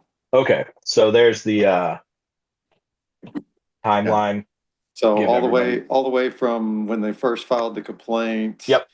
Till To when 10 we days ago. filed the last real court action that happened with this case was on 9/4. We filed amended counterclaims. That was 10 days before us people took office. And then on 9/23, the Holdleys answered that. And then the case has kind of like, we've managed to keep kicking the can down the road, so to speak, so that we could have these this settlement back and forth. Brad asked a good question. Can you quickly explain to everybody why Arizona law is important? Yeah, we are an Arizona organization. So our nonprofit, our organization is filed in Arizona. So any court cases against us would also be filed in an Arizona venue. That Dennis, answers that can I question. ask a quick question? Uh-huh. Yeah, and this is actually just for the membership. And maybe Christina can chime in as well. Maybe give a rough breakdown of how much was spent prior to the interim board coming in, because this has been going on a long time. I just want the membership to be really clear that it's. Yeah, $57,000 has been spent so far in legal fees, and that is, like Tammy just said, far before we. No, we I took think Tammy's took part question in was how much got spent before September 14th, right, Right, Tammy? right. That is Yeah. correct. Yes. Mm. I don't know if we have that number handy. I mean, I can thumb in the air and say it's like, it was somewhere in the 40 area, I Yeah, think. I I know it can went give it to you real through. quick. Give me 1 second. Give me 1 I second. know there was a $15,000 retainer that got eaten up. A few other things, but we'll just give Christina a second here. So it was around 41. Yeah. So 41, 42. I know we're at 57 and we just paid him 15. And before that, we hadn't paid anything. So No, we had paid. Yeah, No, there was no, the retainer. I mean, I'm saying what they spent, right? That's what Oh, she's yeah, asking. Yeah. Oh, yes. Okay, I got you. Before we took over. Yes, Yeah. that's what I Yeah. was trying to clarify. Yeah. Yes. So yeah. Obviously, like going to court and stuff, there's the start of deposition prep and all that fun stuff. So in that, right? So from this point, it would be roughly in the neighborhood of $25,000 to get the organization prepared to go to court. Nick, And then can you answer that question? We didn't actually miss anything, Christopher, but Nick knows the exact timeline. I don't know. I don't have chat up because I'm trying. Yeah, it's okay. So September 26th, lay witness disclosure was due. October 10th, expert witness disclosure was due. Written discovery was due on the 24th. Did the interim board miss these deadlines? They're not listed in the screen share. No, like we said, we managed to kick the can down the road, with all the settlement negotiations. Yeah. Nothing was So missed. Timelines nothing were was missed. Does the So, yeah, insurance, does the organization not have insurance? Oh yeah, great question. So That's a fun good question. story. That's a If fun you've been on question. the executive board within a year, our insurance doesn't cover you for anything. So this is No. considered Hold on. To clarify, yes. the insurance doesn't cover board-on-board infighting. That was Those are where the I'm exact going. words that the insurance guy used when I talked to him about Yeah. it.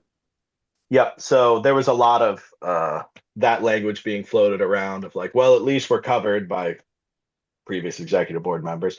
We're not, and won't be. And the insurance has been approached not just by us, but also by the people suing us. And everybody has been told the exact same thing. It's considered a board on board action, and your policy does not cover that. Now, whether or not there's an insurance policy that can be purchased that would cover that, I don't know. You'd have to talk to an insurance broker, but the liability insurance the AWMA has is to protect itself from outside threats in the simplest form. Which I'm not sure was completely understood early on. Yeah. Did we have and I'm not trying to kick the can down the road here, and so to speak, but did we not reach out to the attorney to look over that you're paying the legal fees to look over the insurance to make sure that we're not, that we don't pay anybody else any more money going down the road? Because I mean, I have a pretty healthy policy and I know what my insurance covers and I know that it will cover that. So I think it's important, especially if we already have a lawyer on the hook, that they're looking at our insurance to make sure that we're not missing something here. Yeah, I think I hope immediately the AWMA with the new executive board looks into getting better insurance or understanding what their insurance covers. I think I had that conversation with Seth. Seth is AWMA's lawyer. I think I had that conversation with Seth, but God, there's been so much. I don't want to say yes for certain. It's probably a good thing for the next board to. Yeah. Also, to be clear, Seth's hired for litigation. That might be a better question for an insurance attorney. I don't know. But I think that's an excellent question. Turn you down for anything is the only reason why I'm saying that. I mean, they'll deny you until you hold them accountable. And so, because they don't want to pay for anything. So it's easiest for them to say, no, it doesn't cover it. But in reality, in the deep darkness of things do get covered through insurance. And so, yeah, and I don't think that window's closed by any means. I mean, I think if you guys wanted to try to sue the insurance company or threaten them with a legal action, it's possible. I would definitely put that very high up on the executive board's list of things to do is getting better insurance or figuring out what's going or why that insurance is so limited. So just to clarify, based on my very limited understanding of insurance, anything that you are taking action against for an executive board of any kind, whether it's a private company or a public company, they are not going to cover what they deem as public or private board infighting unless you can prove that fraud occurred. We are currently not able to show that any kind of fraud against AWMA as a whole occurred. So as of right now, the insurance is not going to cover it.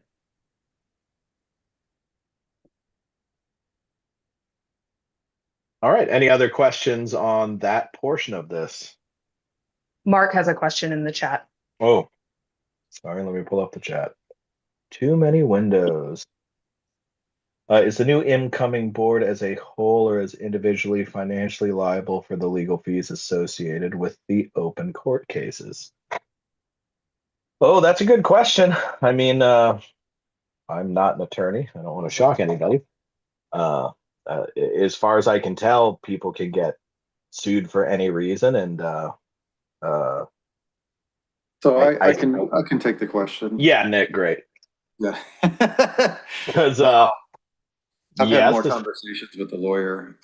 So my understanding from talking with Seth about this is, yeah, I mean, anybody can name anybody in a lawsuit, but if let's say that the general board decides not to pass this settlement agreement, and the litigation with the Holdleys has to continue.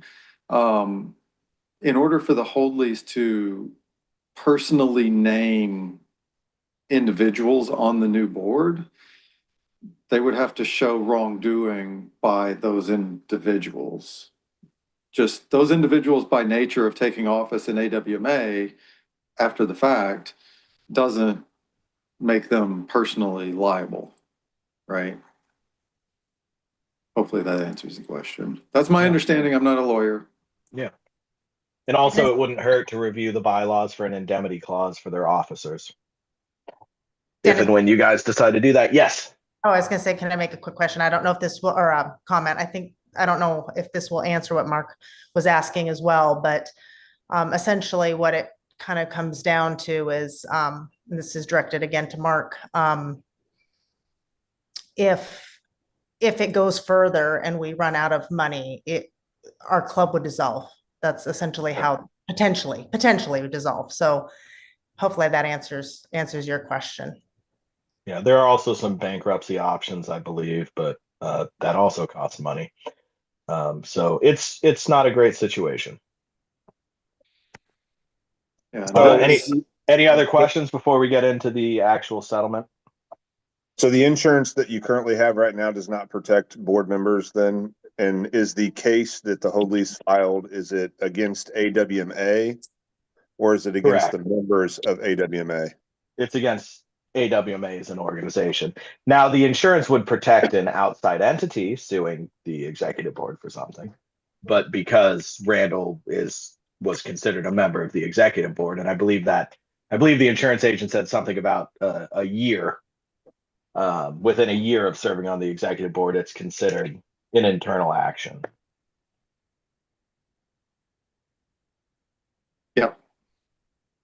I would just say that we need to really press into the insurance and figure that part out, because I find it hard to believe that if we carry insurance that the insurance doesn't cover us for being sued from an outside individual, whether it's outside or inside the board, especially if the club is named and not individuals are named. So I would say that has to be pressed in and needs a lawyer addressed.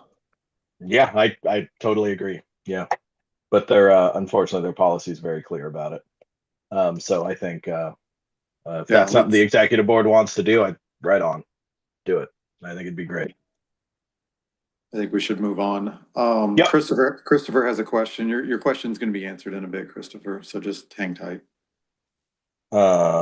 Okay, perfect. So the settlement agreement and release of claims has a lot of recitals, which is kind of like basic timelines and court filing dates. Hold on, Dennis. Did we mention what the expectation is as far as ongoing, like if this litigation continues? That's really important. A little bit, yeah. I mean, we talked about the potential costs of this litigation continuing. Do you want to expand on that, Nick?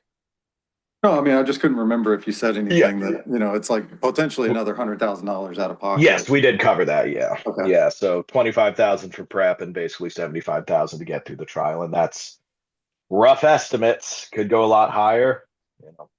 My experience thus far in dealing with it, I would not expect it to be less.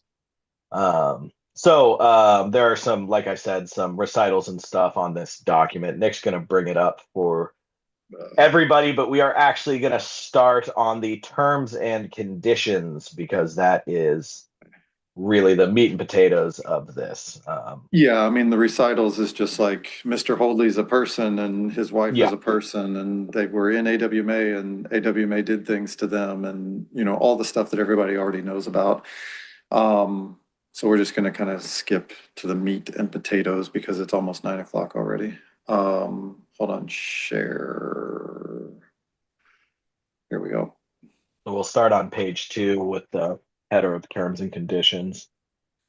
This gets popped up, and I am going to read all of this because it's, well, very important.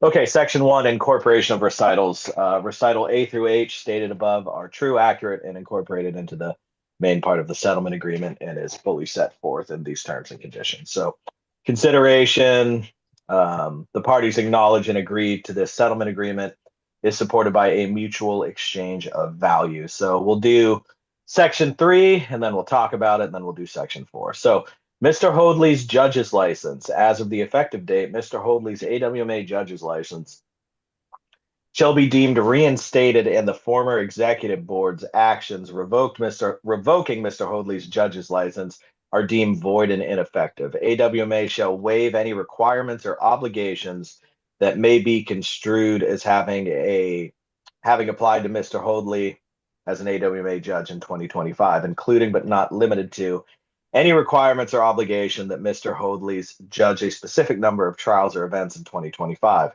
For avoidance of doubt, the parties agree that the reinstatement of Mr. Hoadley's AWMA judge's license will not cause him to be automatically reinstated as AWMA's Director of Judges, but Mr. Hoadley retains the ability to run for or be elected as the Director of Judges.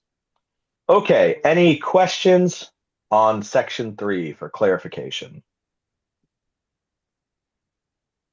Going once, going twice. Perfect. Section 4, settlement payout. AWMA shall pay the Hoadleys a total of $55,000 for damages, fees, and costs, the total settlement payment. AWMA shall pay the total settlement payment to the Hoadleys as follows.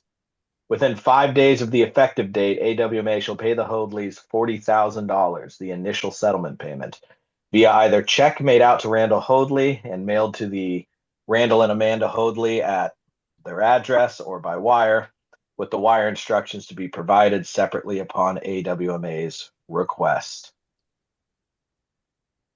Any questions on Section 4.1, the initial $40,000 payment?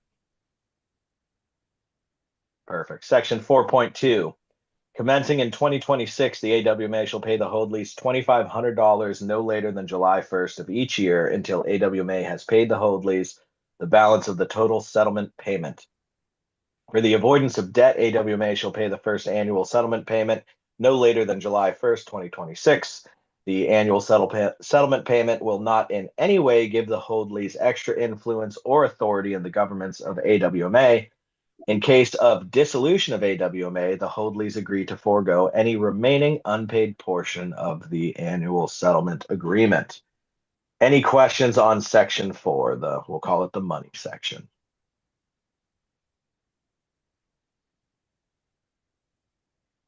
I don't think that was actually a question. Was there a question? I'm sorry. I need to keep chat open, damn it. Yeah. Peter just said, I'm not going Keep to an eye on the vote chat so you guys can keep going. against. Okay, perfect.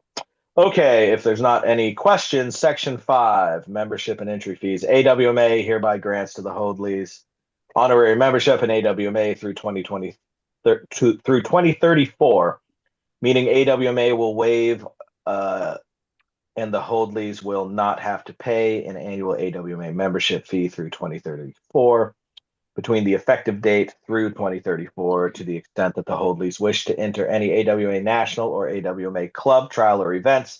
AWMA will pay the hosting club on behalf of the Hoadleys any such applicable entry fee up to a total of $500 per year.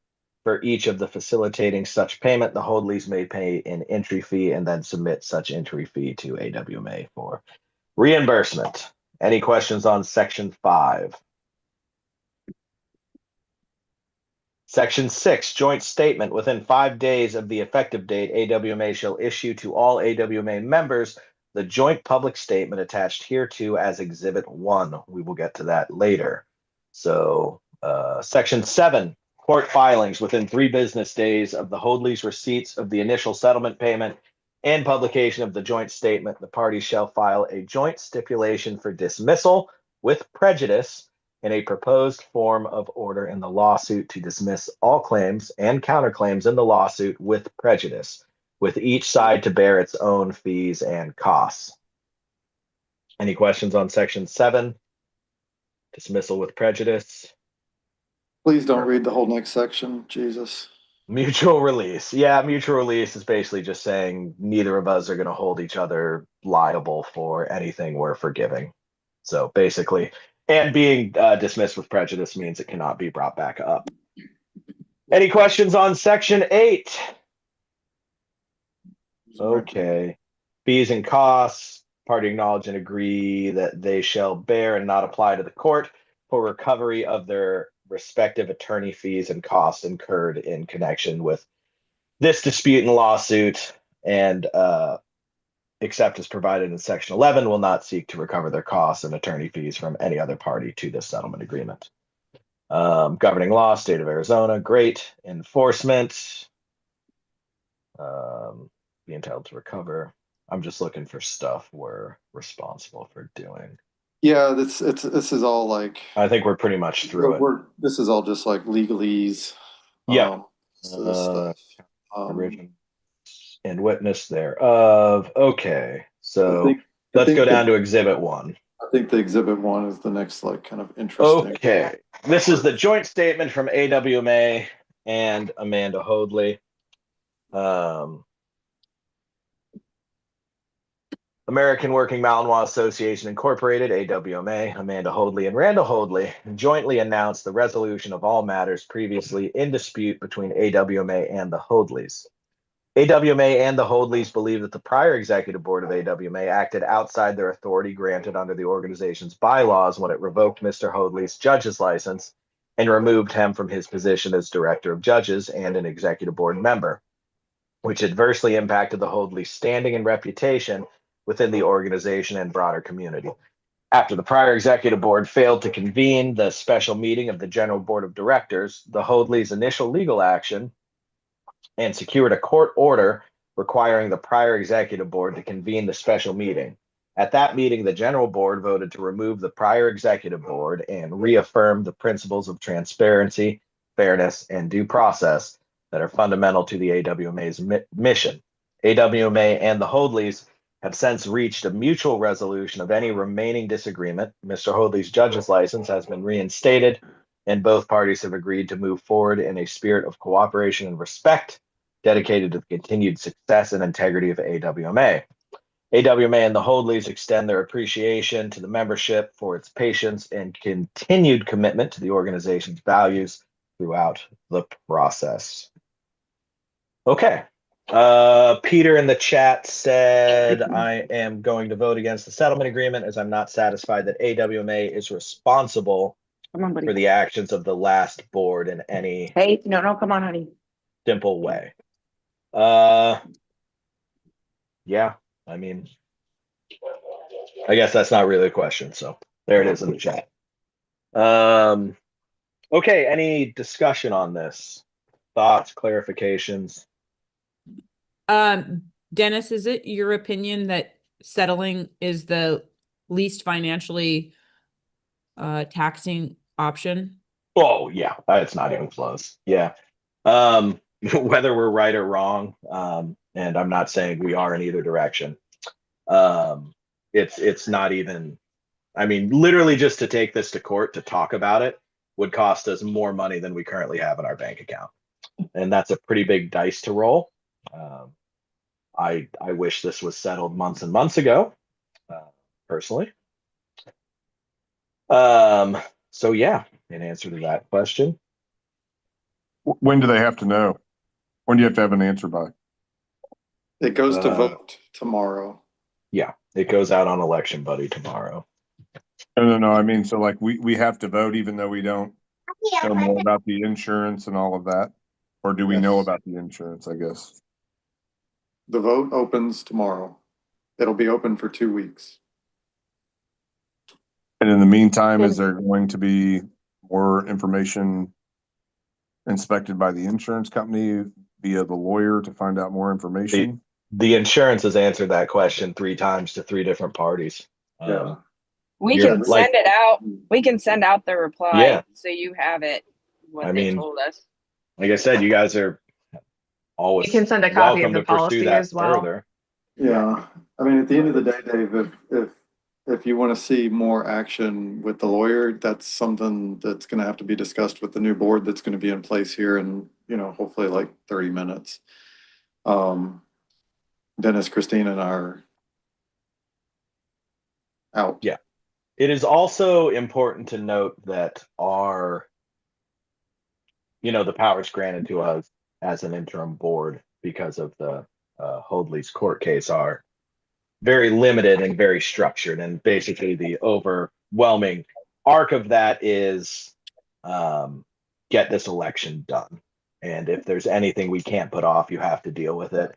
And this Hoadley case was definitely something we couldn't let sit, especially with the efficiency at which things got turned over to us and we were able to make this meeting happen.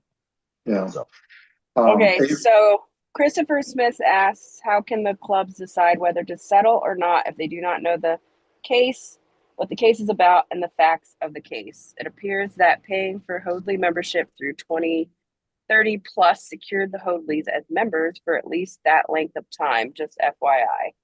well, I don't think anything in the settlement agreement causes Randall to not be affected by disciplinary actions of AWMA, just as any member in good standing does. But And then wasn't everything that the lawyer said we were allowed to share, wasn't that put in the email, Nick? Yeah, The so legal link? so we sent out an email earlier today, the same email that had the Zoom link for this meeting. There was a packet. It was a very, very limited packet because it's, everybody's heads would explode just like mine did whenever I first saw all of the different documents. We tried to give just the most basic documents if you want to sit down and read.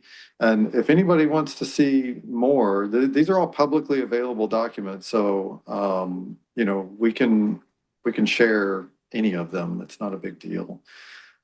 It's just, there's just so many and it's a lot. So, the executive board that's in place right now, the 3 interims plus the 3 regional directors voted unanimously to put this settlement agreement in front of you guys. Oh, I'm sorry, Becca. I'm sorry. I did not. Voted unanimously, except for Becca. Becca abstained because of her friendship with the Holdleys, which was a very correct thing to do. Thank you, Becca. I'm sorry. yeah, thank you for being above board with that too. But yeah, everybody else voted yes to kind of move this along. All right. It's, the chat. The Oh, sorry. voting- Go ahead.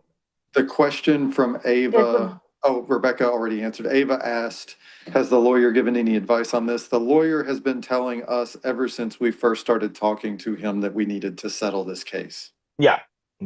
He said, he basically said, get out of it as quick as you can. Yeah, because he knows the funds that we have and he's discounted us tremendously. Yeah, and Seth is our attorney. He's been very good to us, and he's discounted a lot of his fees very heavily. What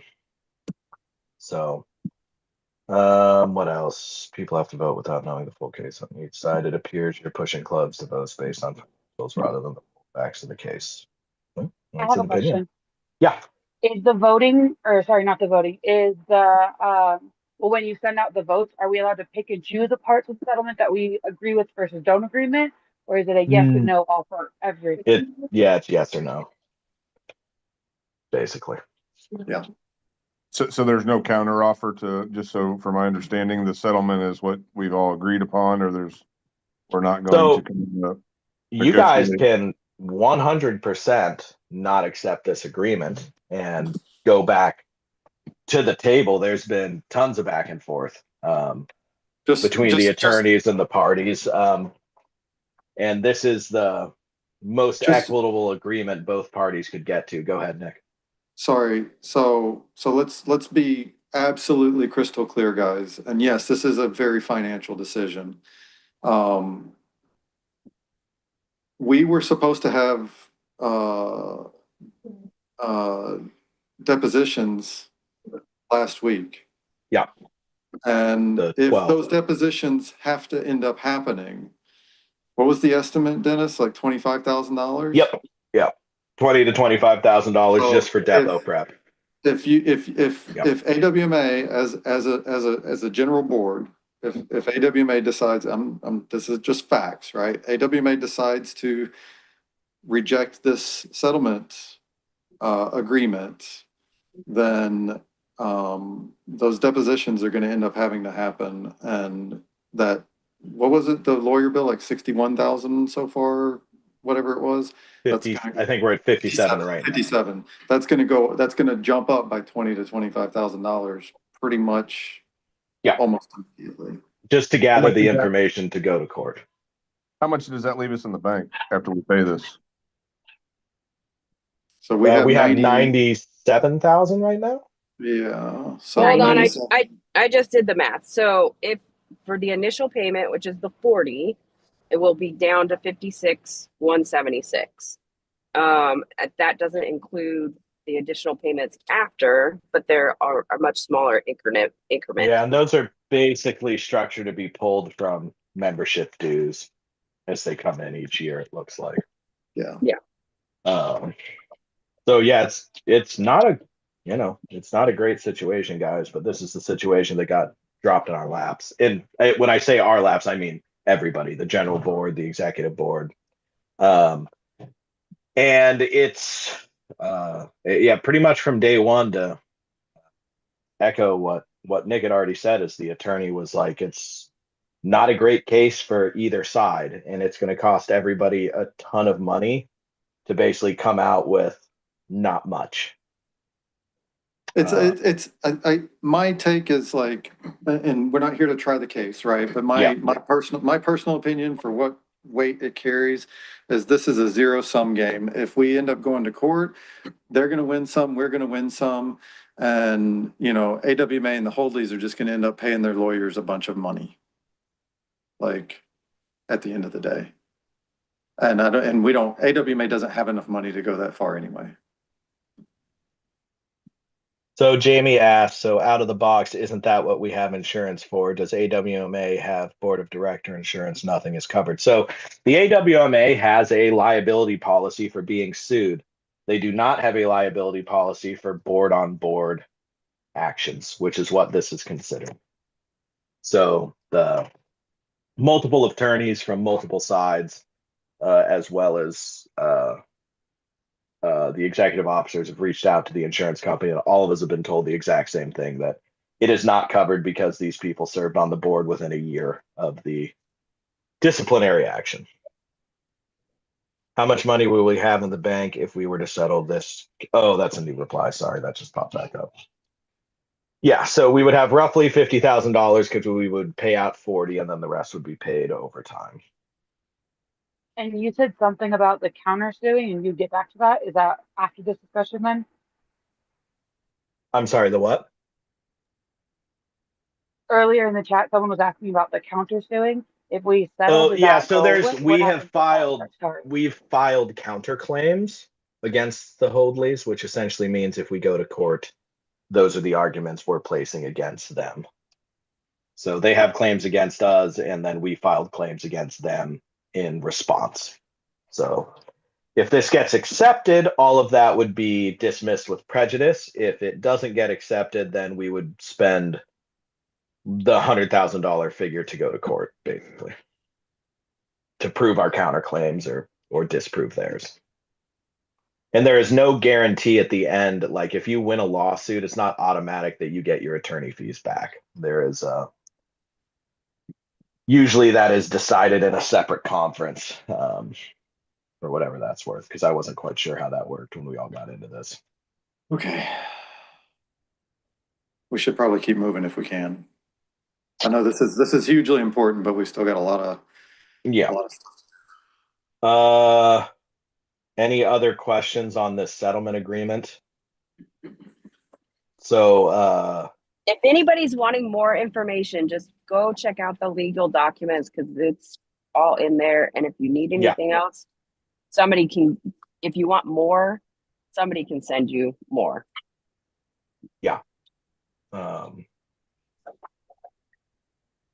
Okay. Should we move on to the deets? Do we have any information on how much the second lawsuit would cost? Not yet. Okay, yeah. So I'm going to move on to the Dietz case, which really is just going to be kind of this rough timeline because it is still an ongoing legal matter.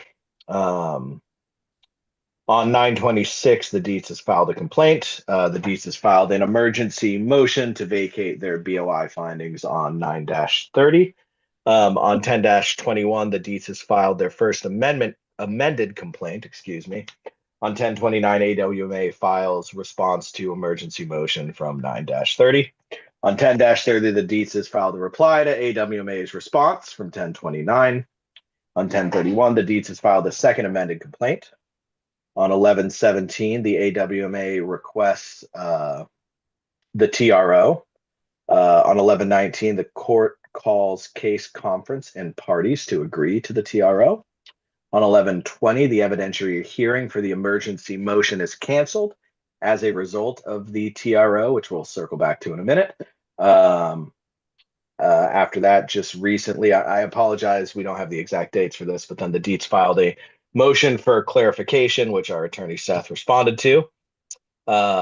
because the goals up to that point had basically been met. AWMA responded by making requested corrections where possible for anything that we had missed. And then at the court's request on 12-4, the DEETS refiled a motion for clarification. The AWMA files a response to the second amended complaint from 10/31. And on 12/12, AWMA files responses to the motion for clarification. So to circle back to the TRO, which is the temporary restraining order, which is where the DEETS were asking for relief from like the BOI charges and things like that. The AWMA voluntarily moved to have that TRO accepted, which reinstated memberships and, all the stuff that took place. So basically, AWMA as an organization decided to voluntarily enter into the temporary restraining order, temporary being the key word, right? So those conditions are temporary until this gets resolved one way or the other. It's still ongoing. The AWMA made their best efforts to get everything taken care of that was within our control. And as far as I can tell, pretty much all of that has been done. Nick, you have anything you want to add on the DEETS stuff, or Christina? No, I think, I can add in, so Mark Tocaccio asks, do we have information on how much the second lawsuit may cost? yeah. I don't know that we've asked about specific numbers, and so now I have to caveat what I told Tammy earlier, because I totally forgot to take off the DEETS' money that we've paid Seth. So the original board paid for the Hoadley case around actually 38,000. Sorry, not 41, 42, around 38. And then for the DEETS' case, we just paid Seth around 4,400.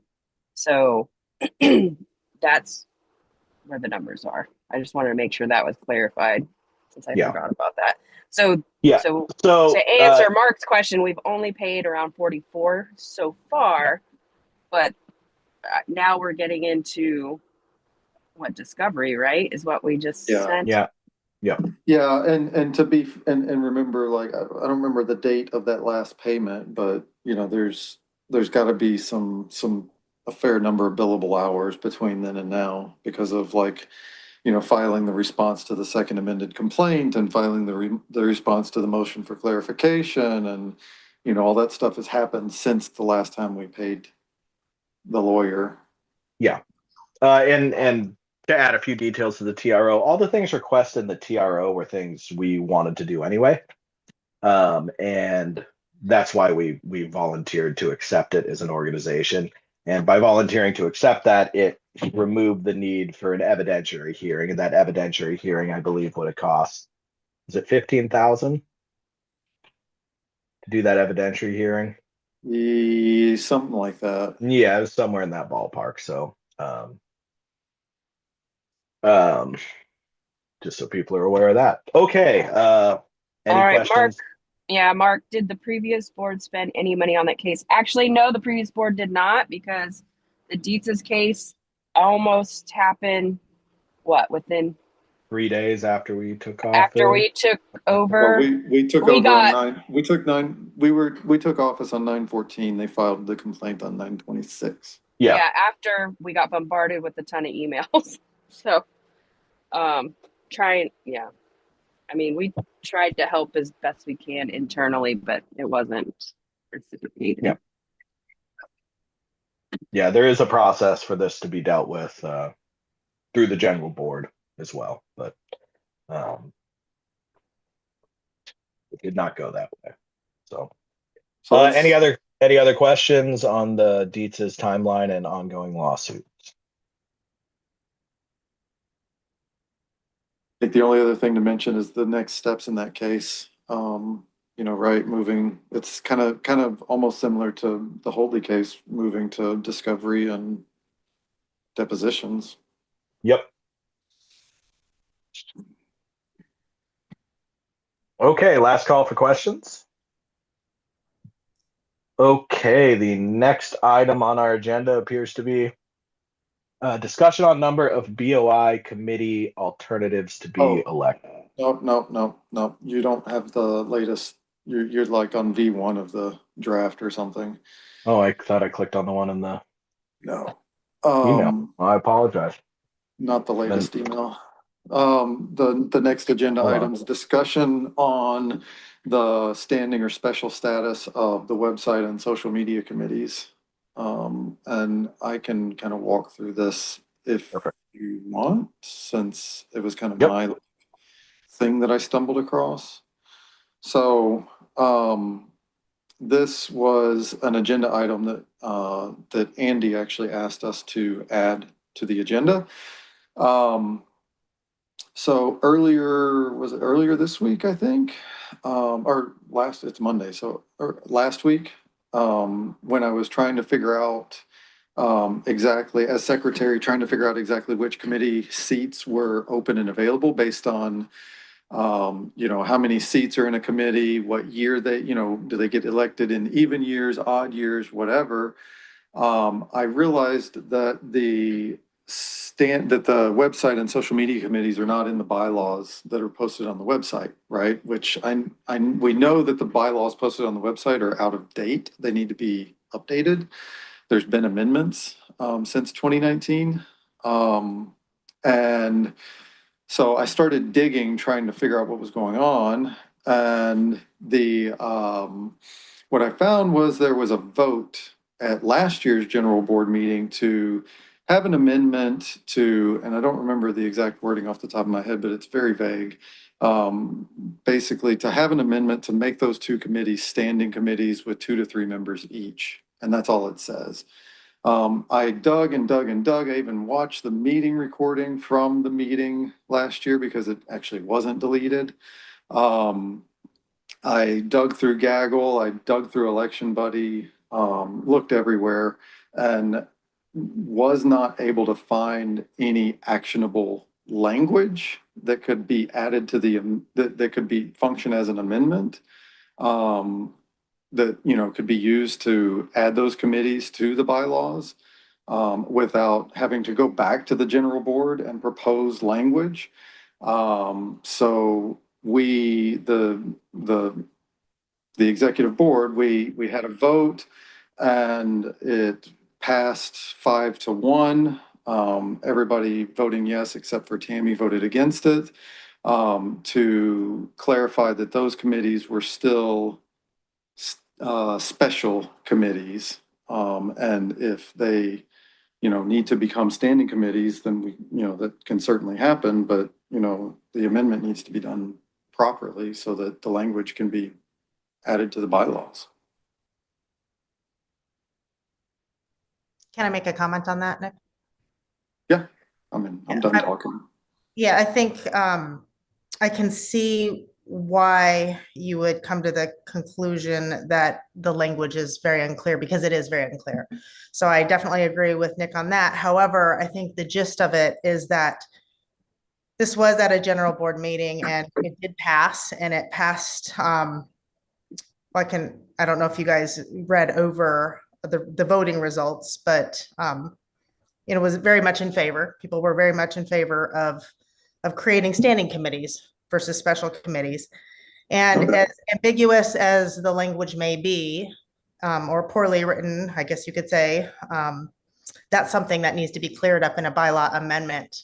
I don't believe that it's our job to throw out a general board meeting vote. If it was on the agenda, it was approved, it went to vote, it was approved, we have to put it in the bylaws. And I believe that would go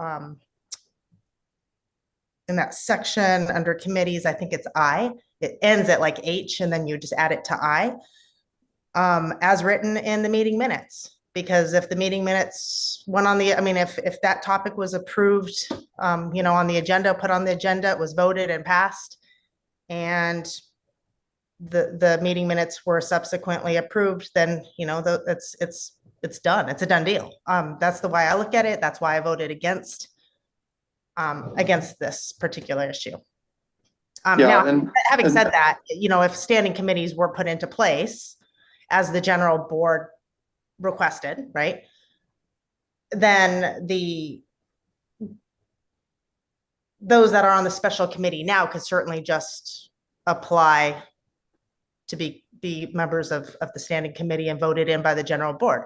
So you're really getting the same people, the same volunteers. It's just how you go about it. And I think it's really important that we follow the bylaws. Even if the language is poor, we go back and we make the language better later, properly, in the proper procedure. That's just my opinion on that. That's fair. And, I don't have anything against making these standing committees. The problem I have is that, you say add the language as point X or whatever. So you just made something to put in the bylaws that wasn't voted on by the general board by doing that. No. So like the general You did. board meeting minutes, if you read them, right? And it is really vague. It says the ballot included an amendment to the bylaws for the social media and website committees. Proposed bylaw amendment. Website and social media committees to become standing committees, each consisting of 2 to 3 members instead of being appointed committees. That's the end of it. So that's the language. The language isn't good language. It's not really clear. It's very ambiguous, but that's the language. And the reason I said I was just because it stops at H. So this would But the language there doesn't even specify what article to put it in. it would be under committees. There's actually, if How you do you look know? at bylaws, You don't know because it's not in the language. it is in the language, Nick. It's There's no language. That's the problem. website and social media committees to become standing committees, each consisting of 2 to 3 members. That's not confusing to me. That seems black and white. I mean, if so, I disagree. I think if you want to make a bylaw amendment, you need to make a bylaw amendment. Don't just say you're going to bake a cake and not give a recipe. Rick, this is Terry speaking, Terry Robinson. I was part of the nominating committee that put this together, that submitted it, and it was voted on. And I agree with Tammy. This is, I feel like you're giving pushback for something that doesn't make any sense. It's easy to just distribute the volunteers so that they are where they need to be. And you are located. Agree with me or not, but this is becoming more complicated than it needs to be. It was voted on, and it just needs to be moved forward with volunteers. Fill the volunteers. But when, Barry? When? Now, today. When are those seats open? Simple question. When are those seats open? Those seats would become open today. This is the Why? general board meeting. It doesn't say.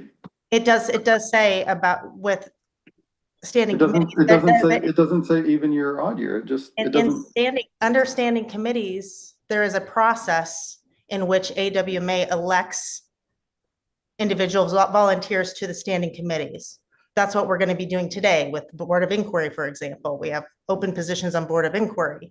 Of our standing committees, we have a process for that. And this would just fall under the World Championship National Events Committee. I think it's simple, but again, we have other topics that are maybe a little bit more important right now, but I do think that this is an example of how we really need to follow the spirit in which a bylaw is passed by the membership. I just asked the simple question. Does this amendment say that these committees get elected in even years or odd years? I need to go back and look at the standing committees in terms of what the bylaws say for election. Every other standing committee that's actually in there correctly states whether it's an even year or an odd year committee. And again, this comes back to if something is ambiguous, you go back and you make a bylaw amendment and present it to the general board. We have a process in which to have general board meetings. Can I make a motion to table the discussion for the social media and website committees until we have a new executive board elected, and then maybe consider hosting a special meeting for the general board to elect people to these committees? Ooh, second. Okay, there's a motion on the floor to table the discussion for a later date. Is there any discussion on that motion?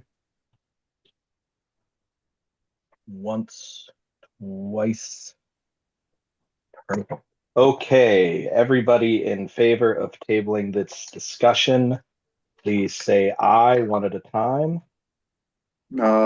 Because we're virtual, do we have to do this like roll call style?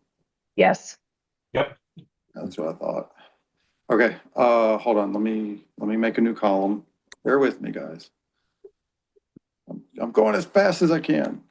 Beat it up. Isn't there a unanimous consent option in Sturgis?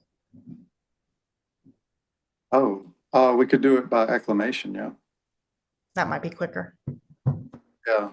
How do you do acclamation, Dennis? It's a fancy word. Oh, I think we can just ask for the nays, right? Yeah, I think we ask if there's any objections. Is there any objections to this? Is there Is there anybody opposed? This is Andy Dietz. I'm opposed. All right, there we One go. opposed. I think if there's any opposition for acclamation, we have to go through the vote, right? Yes, that's correct. Is there All right. still discussion? I mean, did you get an opportunity for further discussion? I did ask for discussion. Oh, I'm sorry. Okay. Yep. Okay, Nick, take us through it. Okay, Amherst, Esther.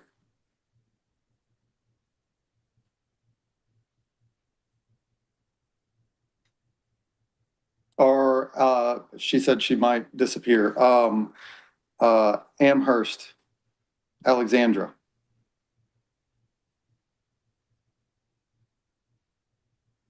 Arizona, Sean. Aye. Big Sky, Ann. Yes. Cape Cod, Mario.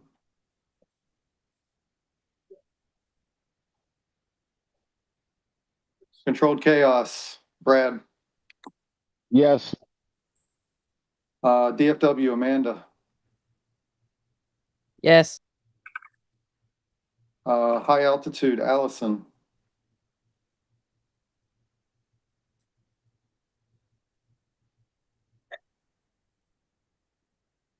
Is Allison here? Yeah, sorry, I was trying not to unmute myself. What's your vote? I would like to further discussion or continue to discuss, but no. No, okay, gotcha. High Drive, Mary.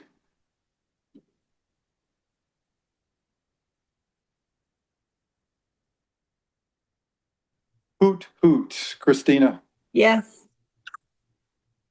K9. Hey, Sam. Yes. Hopefully I didn't screw up your name. Kennebec, Bill.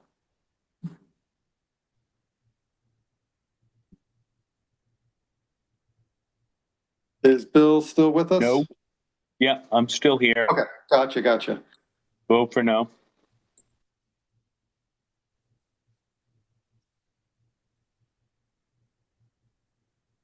Okay. No. Maverick, Dana. Yes. New Age, Ellen. Yes. Northeast, Jamie. No. Vermont, Chris, I think. Chris, I don't know if he can. Chris isn't here, but Jill, yes. Okay, thank you, Jill. OG Gartenstadt, Mark. Yes. Yep. OG Indy, Mike. Yes. OG Pablo, Diamond. Yes. Pleasant Valley, Steve.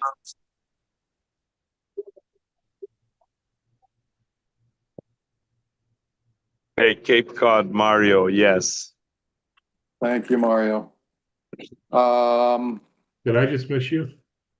Go ahead, Steve. I didn't have a question. Oh, I need your vote to motion to table this discussion about the Oh, social yeah. media Table. site. Sorry. I had just stepped out. Okay. Podium, Hardy, Yes. Roswell, Peter, Yes. Andy, and Seacoast. No. Spirit, Natalia. Yes. Society, Susan. Yes. Working Canine, Veronica.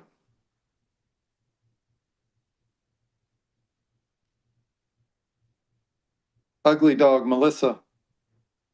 No. Okay, Esther voted in chat, yes. Underground, Trisha. Yes. Unified, Ava. No. Wheat State, Randy. Yes. And YMC, Emily. Yes. Dennis. Yes. Me, yes. Christina.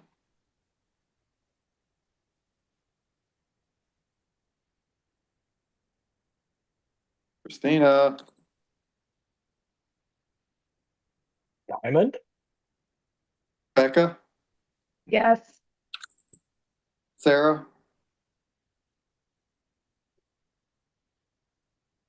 Yes. And Tammy. Yes to table. Okay. Hey, I couldn't get it unmuted. I'm sorry. Yes. Okay. Okie dokie. So that is.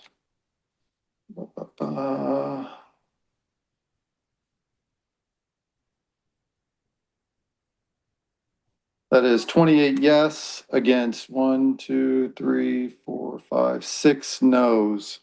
Motion Okay, passes. the motion carries. The motion is adopted. Perfect. Okay, so that will be tabled to the next general board meeting to be taken up at such time by those fine people. Okay, so the next step is discussion on number of BOI committee alternates to be elected. Yeah, I can provide this is a quick clarity thing. The bylaws don't specify how many BOI committee alternate spots there are. So we need to decide.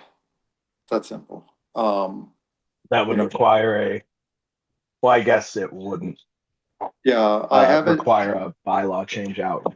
No, it's just, we just have to vote on how many we want to elect. I have in the election buddy already, people can choose 1, 2, or 3. I think 3 is probably overkill. It'd probably knock it down to 1 Yeah, or 2 seems pretty, 1 or 2 seems pretty reasonable. Are there any objections to just voting on that in the ballot that'll be coming out here in a little bit? So my only opinion on that is that maybe we should have 3, just in the event that the people that are currently on the BOI committee, we have 3 alternates if we need to replace every single one. I think my concern with that, Becca, would be people stepping up to sit in those positions. Yeah. You asked for opinions. I just gave you mine. I suppose it's possible a alternative spot can sit vacant too, just like an executive board position if there's not enough volunteers. But it's in the poll, guys. So 1, 2, or 3, it's up to you, and then the majority will rule on that one. Is there any objection to having 1, 2, or 3 as the options for that ballot? Anybody want 4? Yeah. Okay, hearing none, we're moving on. Okay, polls to give incoming executive board guidance on filling committee vacancies elected on even years. Nick, I'm guessing you're going to expand on that one. Yeah, so I mentioned this a little bit at the beginning of the meeting, just to quickly remind everybody. Some of the standing committees are defined as being elected in even years and some are defined as being elected in odd years. So, and if you read the bylaws, the only body that has the authority to fill vacancies in those committees is the executive board. So technically, even though we have a pile of vacancies for seats that are technically elected on even years, the general board doesn't have the authority to fill those seats, bizarrely enough. So what we thought we would do is we would have, instead of elections, we would have polls for those seats that then the executive board that comes on here in a little bit can then turn around and just use those polls to know who wants to fill, who the general board would like to see fill those seats. Does that make sense? So I think we start by calling for, even though it's not an election, we should still probably go through the same nominee process, I think, just to be clean. So for the World Championship Committee, there's 2 seats that are even year seats. I would like to nominate Ann Camper and Nick Mann for those seats. Nick Mann has already sent in a letter of willingness to serve. Ann, are you willing to serve?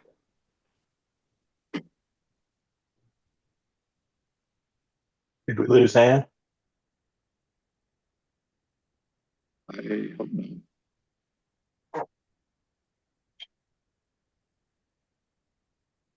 She's muted. She's still in there.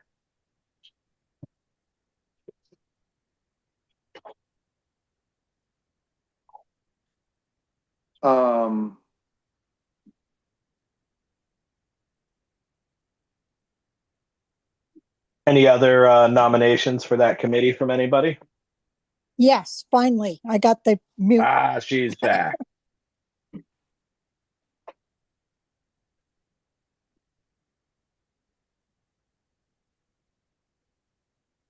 Okay, perfect. So last call for anybody looking to serve on that committee.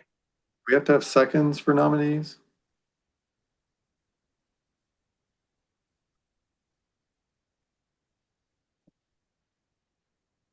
For a committee vacancy, well, I'll just go ahead and second both of them. Here we go. Frankly, Okay. I think anybody who's interested in running deserves a second. And then if we have more people than we need, then we can deal with that situation. So perfect. Okay, on to the auditing committee then. Yeah, do we have anybody that is interested in filling either of those open seats?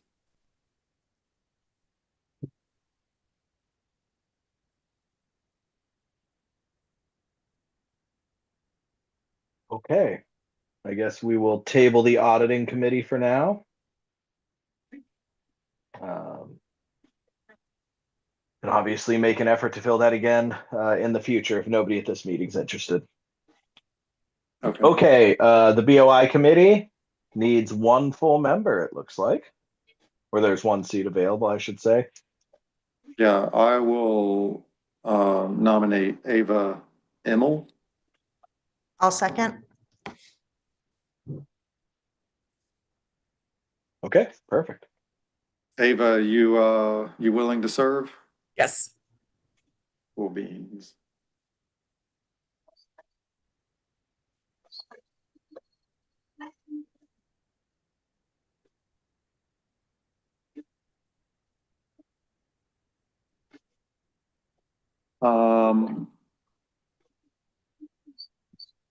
Yeah, real fast. Sure, we're. Hold on, let me go back. Go back to nominating committee. I'll nominate Christina. Ooh, second. Christina, you willing to serve on the auditing committee? Assuming you're not treasurer at that time. Yes, yes. Okay. Oh, auditing, not nominating. Getting myself confused. Okay. Okay. That's it, I think. Okay. Yeah. I think that moves us into the election category of tonight. Yes.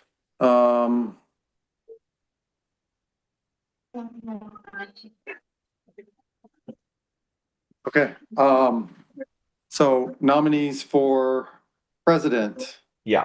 It looks like we have Valentin Tuskasu has expressed willingness to serve. I will nominate him. I'll second, or whoever that was. Good. 1 second. If you're not making a motion or nominating, can you please make sure you're muted? I can mute people.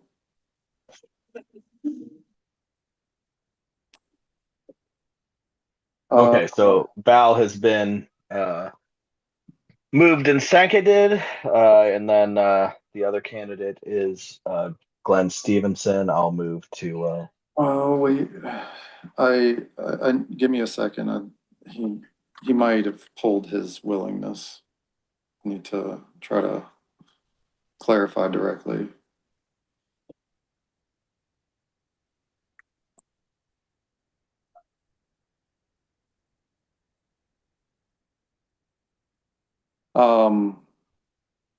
Okay, yeah. So he's pulled his willingness. Okay, I guess we're on to vice president. We are. So for vice president, we have Brad Doran and Susan Miller have both expressed interest. Anybody want to nominate them? I'd like to nominate Susan Miller. Okay. I second. Perfect. Susan's accepted. Yep. And then I'll nominate Brad. perfect. I'll second that. And my kind of thought process here, guys, we talked about this as the town hall, is basically anybody who has expressed interest in running for these positions because of how we're having to do it this year will be nominated and seconded so they get a chance to go to the ballot. Yep. All right, any other vice president, anybody want to nominate? Okay. Once, twice sold. On to secretary. So we have a letter of willingness from Kelly Wells. Move to accept Kelly. I will nominate her. I will second. Perfect. Anybody else want to nominate for secretary? All right, on to treasurer. Okay. I think Becca wants to run for treasurer. So I will nominate if she's willing. Are you willing?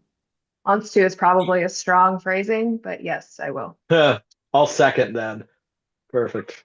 All righty, let's go.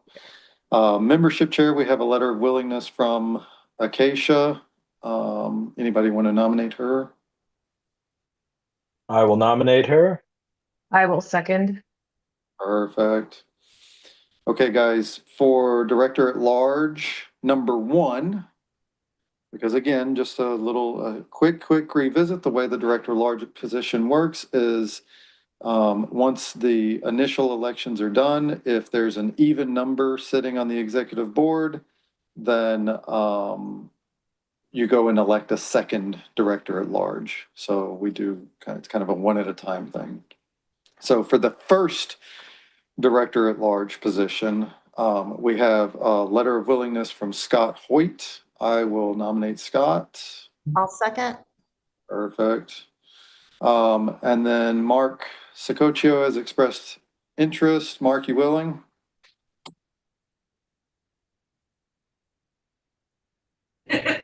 Yep. All I right. will nominate. You beat me to it. I'll second it. I'll second. Too slow, Jamie. Too slow. I'll Sorry. second. Sorry. Okay. That is everything we need. Just need to make my little thingies.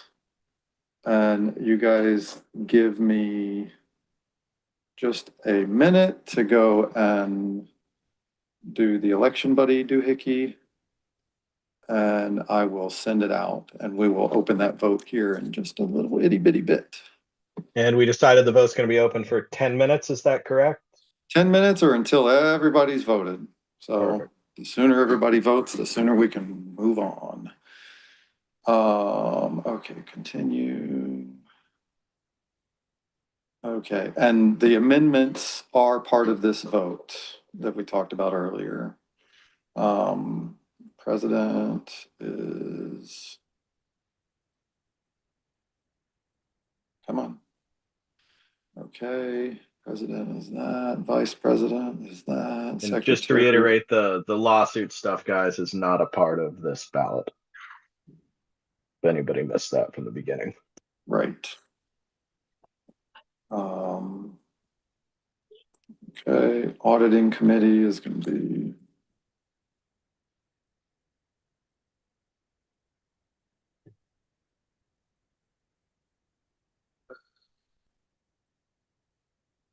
UI committee is that.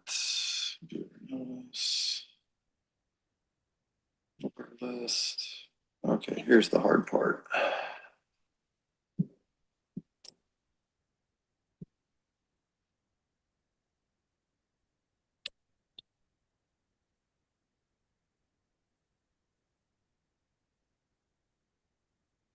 Moving as fast as I can, guys. You're good, man. Take your time. I want to take my time. I want to get this done. But don't you love being the secretary? Okay, that should be that. We're gonna do 5 extra just to make sure there's no hiccups. Continue. Okay.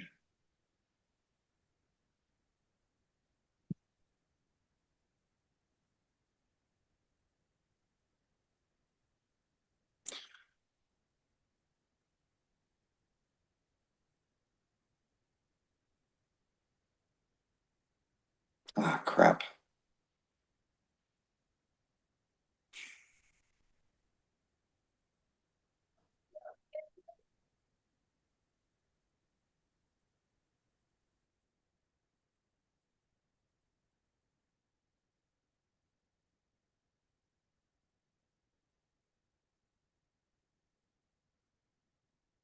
Okay. Continue. View. Confirm. Okay, guys, the vote is about to go out. If you do not receive a ballot, tell me as soon as possible. I'll tell you when to start looking.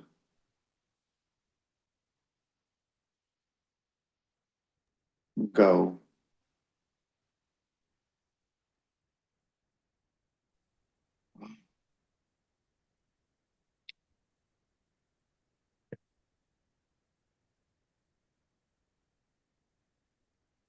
There we go. I just got mine, so everybody Yeah, should. just got mine.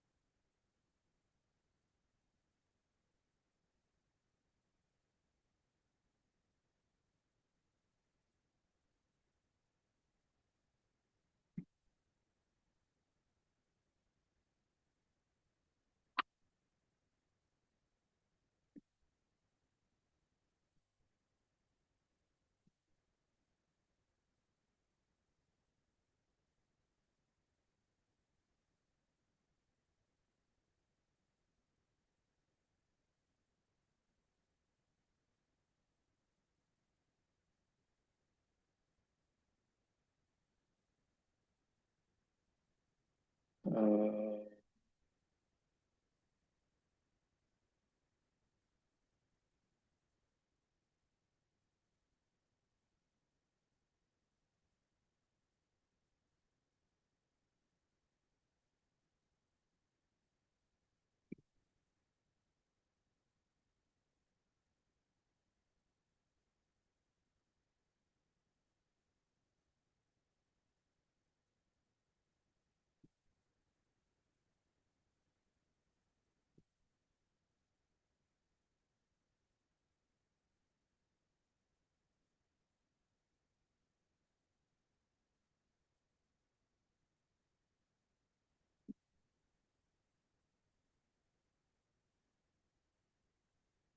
oh, Jesus.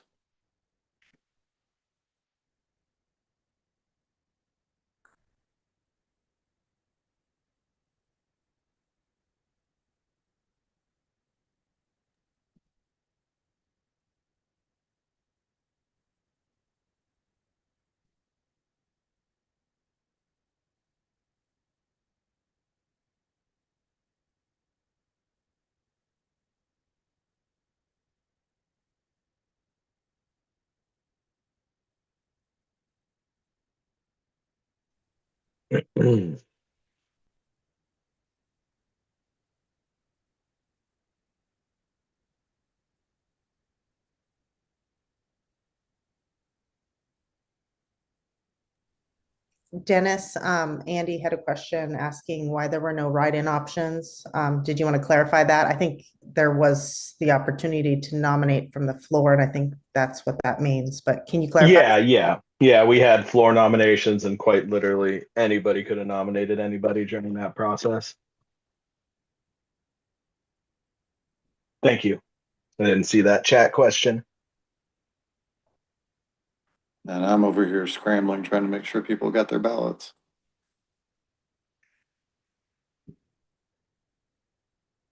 I got mine if that helps. One.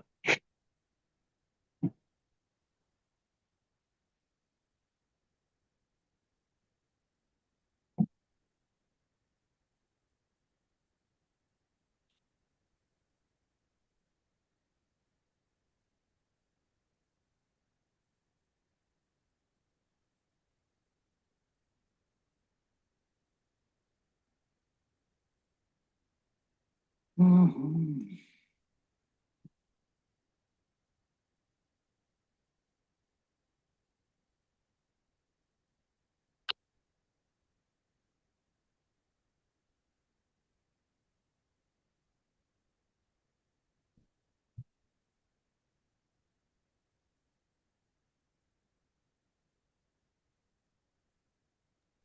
Nick, sorry if you addressed this. The timer's almost out. The meeting won't end, correct? No. Okay.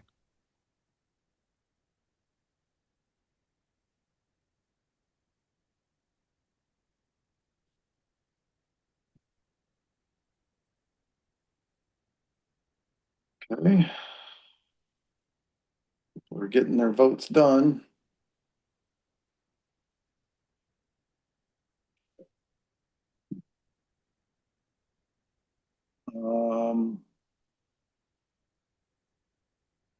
Mario, Esther, you haven't opened it yet. Do it.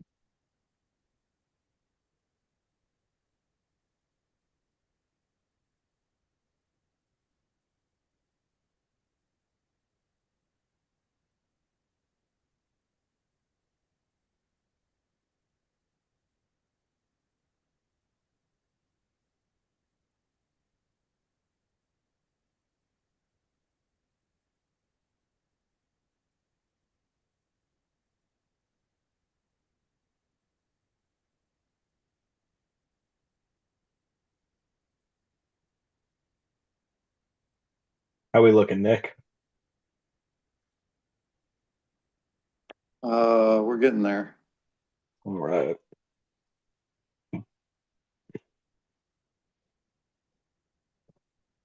Just a few people left.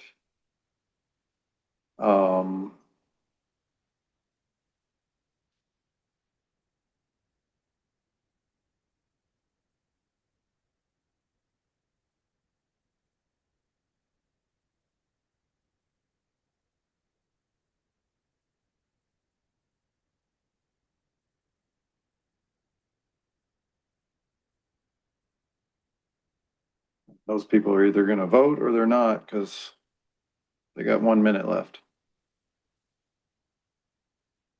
Who are we missing? Chris Banky, Mario, Mary Scanlon, Ellen, Peter Atkinson, and Andy. Andy texted on the chat. I don't know, maybe he's just not gonna vote. I wasn't looking at the chat, I'm sorry. I submitted mine. You refresh, maybe it's just not refreshed.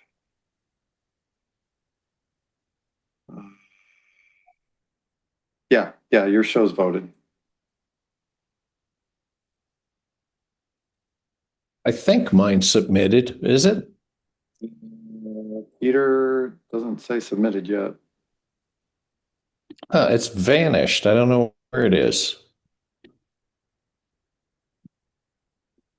Peter, if you go back to the link, Yeah, well, it'll open it back up for you. the whole thing is vanished. The link has vanished. In my Just go back to the email where you first got the link and then open it back up. the email's gone too. I'm gonna extend the time by a little bit since there's Yeah. some technical difficulties. I'm glad I figured out how to do that in the like 30 seconds that were left. Go.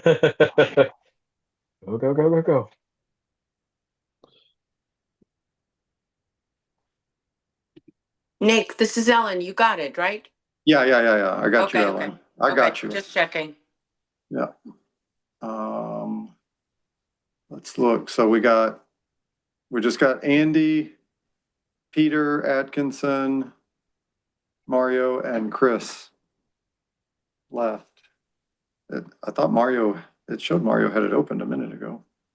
I had it open a minute ago and thought I'd sent it. Now it's vanished from my email as well. I don't really know what's going on. I can resend it if you. Which address are you sending it to Roswell Schützen Club? Yeah. Do you want me to send it again? Please do. Thank you. Andy says he submitted his for Seacoast. Could you please double check? Yeah, it says not voted. What the hell?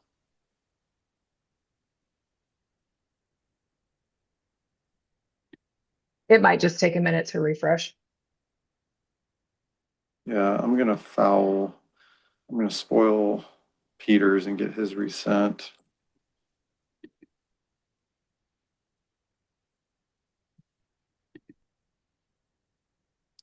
Actions, add voters.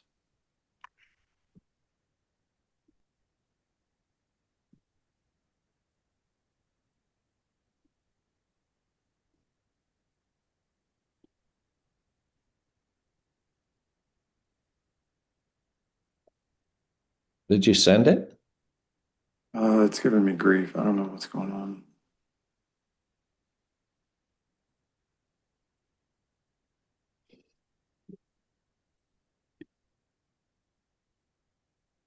Right. Oh shit, it doesn't let me do that. You got a different email I can send it to, Peter?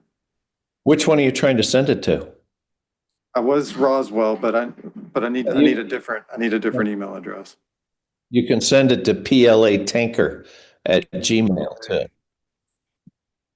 PLATA. PINKER. PLATINKER. At Gmail. Gmail. Okay. Should go out here in a second. I see.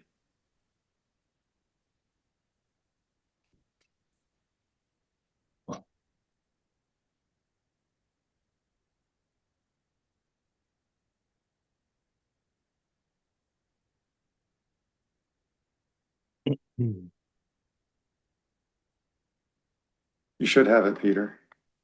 I don't. At PLA. PLATINKER Yep. at gmail.com. Yep.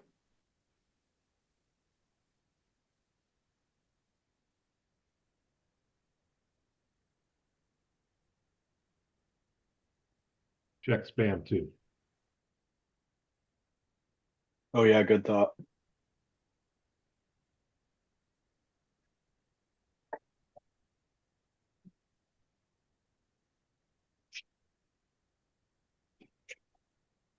This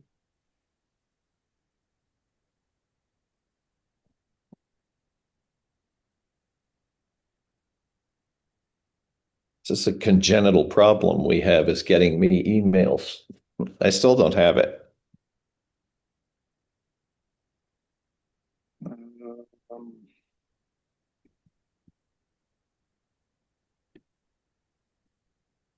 I don't know what to do. I know. It's not going any of them. It's still showing that Chris and Mario and Andy and Veronica have not voted. That's what it says. Andy wrote he submitted his. Yeah. Maybe Andy can try and send you the confirmation email. Yeah. Let me check with Veronica really fast. Maybe if Peter sends Nick an email from that address, he can reply to it rather than trying to type it in. Maybe it's just getting stuck in the spam folder or something. I'm checking all the folders. I don't see it anywhere. They probably spelled his name wrong.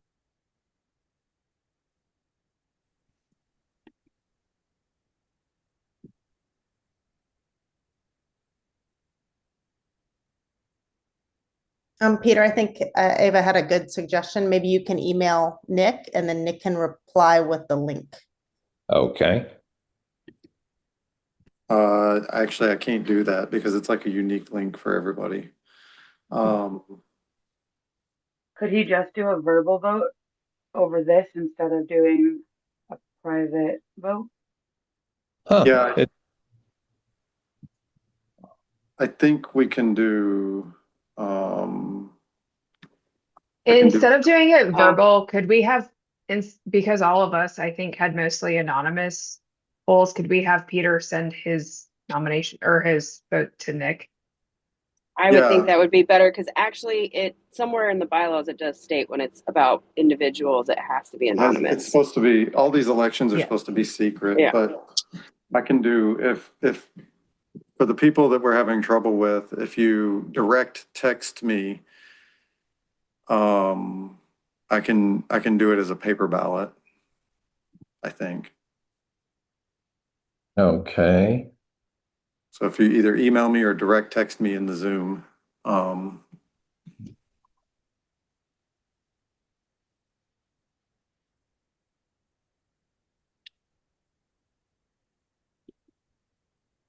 Okay.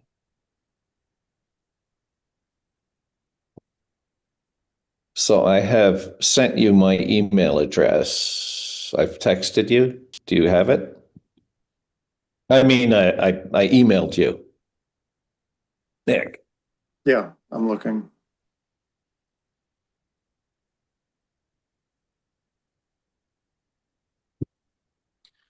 Yeah, I got it, but it's not going to let me resend the ballot. What do you want me to do? Just email your votes to him. Yeah, that's probably the simplest. Just that way there's a record of it. Want me to send them to you?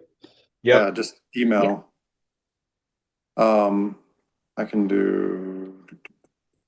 God, Nick, do you want to put your chat in the, or your your email in the chat so people have it if they need to email you.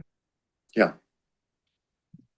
And Nick, I know you have a ton on your plate. Just a suggestion. I don't know if you can like give Peter the list, so then he can just kind of respond to that. Yeah, I'm working on that. I'm working on that right now. Okay, gotcha. Thank you. Everything down. Do you want me to email you that, Nick? I wrote everything down on a. Or do you want me? Yes, please email it to him. Yeah, that's fine. And if anybody else needs the ballot, like anybody else that's having these technical difficulties, I can send you the ballot.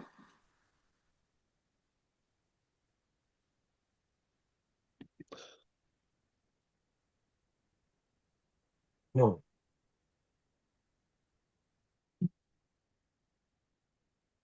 Okay, I just sent you a list of the people I voted for and for which office. Let me see. Andy, let me take a look and see if there's anything I can do with that. I don't know. I don't think so. Andy, would you be willing to email him your list of who you voted for? I'm sorry, are you talking to me? No, Andy. Oh.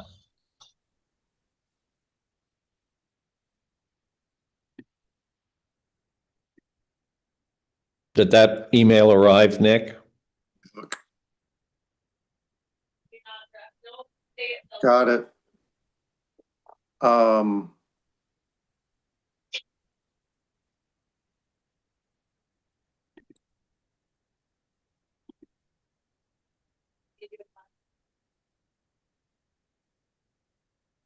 Andy, I can't do anything with the confirmation code. There's nowhere for me to put in a confirmation code.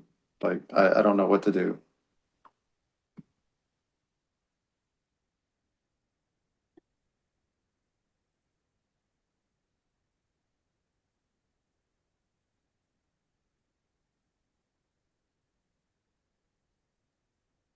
Nick, I don't know when you see, I've never used this, but when you see the results, do the confirmation codes play into that so that you can see if it was recorded or not? No, 'Cause it's there's like coming a up on your separate thing. There's a that is- separate screen that tells me if people have voted or not. That's Right. separate from the results. The results, I don't like the way I've set it up. It's all secret, so I don't like have Hey, visibility. Nick, this is going to sound stupid, but sign out and sign back in.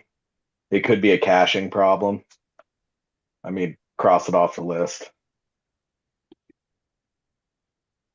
Because I can't imagine that'll lose anything. Maybe Andy's will pop in there. Yeah, let me just do this. I'll just close it and open it as incognito. Sign in, go. And then Andy, it looks like you took a screenshot. Good. Worst case, we can send it to their customer support tomorrow and get it officially added in. It's not in there in a sec. Yeah, it doesn't. At GPT, it should be logged if there's a confirmation code. Yeah, I mean, you would think like it's the whole reason for using this silly system. Andy, could you go ahead and input your confirmation code like Esther did, just so we have it on file? Okay, Mario. I'll email it to Nick right now, a screenshot of it. Thank you, Andy. Thank you. Yeah, because we can, looks like we can send them our election ID and your confirmation code and they can make sure it gets officially added in there. But obviously at this point in the day, we're not going to be able to do any of that.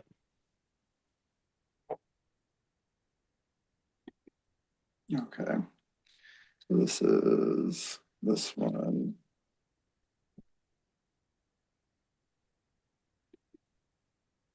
What? System is like.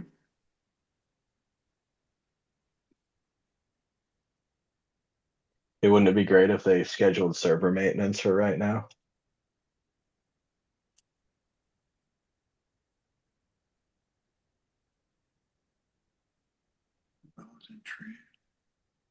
Upper right corner.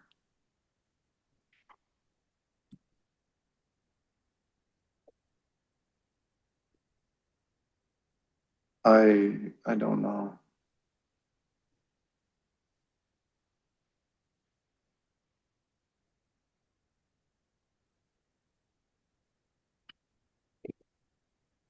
This doesn't make any sense.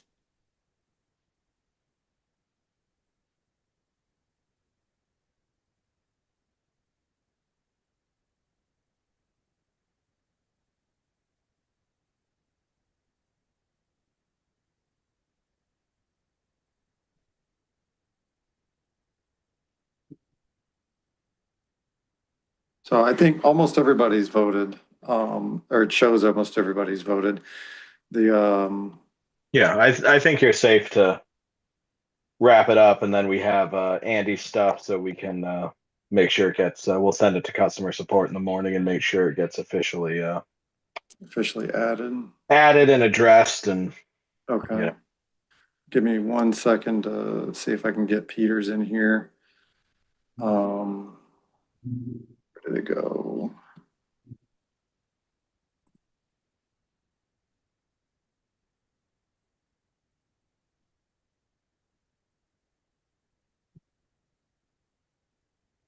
Jesus, I'm losing my mind. That's not bad.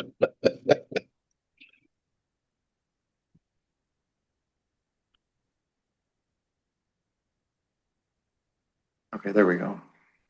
You got it? Or we'll see.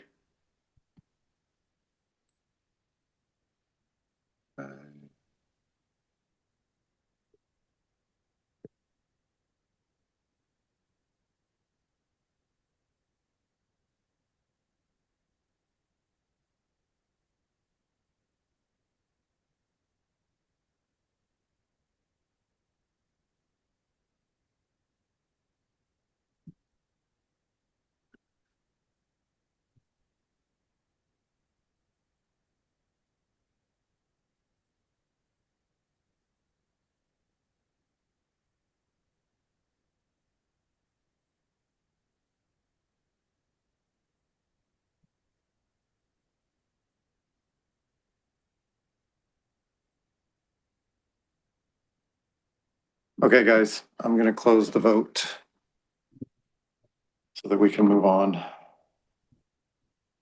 Oh, Mario showed up and so did Andy. The hell is this thing? Perfect. Yeah. It was probably just stuck in the server. So did Veronica. Yeah, the hamsters just were like chewing on it, I guess. Good. That's it. It should close the election automatically, I think. Did it not? Actions. Oh, it's ended. Okay, cool. So I get to announce the results now? Is that how this works? Usually it'll kick them out, but Yeah, I got the results. all right, well, off you go. Okie dokie. I will share my screen just so everybody can enjoy this. Good times with me. Share. Boom. Here we go.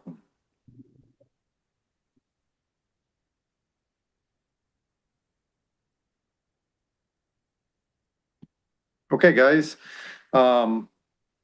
Amendment number 1 for the special election amendment passes with 30 votes against 3. So it meets the 2/3 necessary. Amendment number 2, require general board meeting for any bylaw changes, passes 31-3, also meets the 2/3. Amendment number 3, improve requirements for full member clubs, passes with 30 against 4, meets the required 2/3. Amendment number 4, general board votes on full member clubs, passes with 27 against 7. And then we get into the fun stuff. President, Valley wins with all the votes. Good job, Valley. All right, I'm going to sign off. It's been fun, guys. No, I'm kidding. We'll admit him in a minute to the meeting. Vice President Brad wins with 23 to 13. Secretary Kelly wins overwhelmingly. Treasurer Becca. Membership chair Acacia. And the first director at large is Mark. How many? Oh Lord. How Was many that do a you? tie? Yeah, I shouldn't. I don't know what we do with that. Oh, just I don't know. Bump it to. I don't know. Have Does the new. anybody? I would say just bump it to 3 and move Yeah. on. Does anybody object to saying 3 BOI alternate seats? No. Yeah, it doesn't matter. Yeah, just Yeah. leave it. Everybody will be happy then. The 2s will be happy. The 3s will be happy. Yeah, It's fine. that's fine. The World Championship National Events Committee, Ann and Nick are the suggestions. Christina is the suggestion for the auditing committee, and Ava is the suggestion for the BOI full member slot. Fantastic. Okay. And these are all, if you guys still have your page open for Election Buddy, there's now a link that says view results. If anybody wants to download and have these forever, they're there. Cool beans. All right. So that means that we have for members of the executive board, we have president. We didn't do a vote on director of judges, but we don't have any candidates. Does anybody object to not doing an empty vote? I don't know. No, we literally don't have anybody eligible, I don't think. No, there's nobody eligible. Yeah, we can't. No, we can't even address it. Okay. Yeah. Okay, so we have president, vice president, secretary, treasurer, membership chair, and 1 director at large.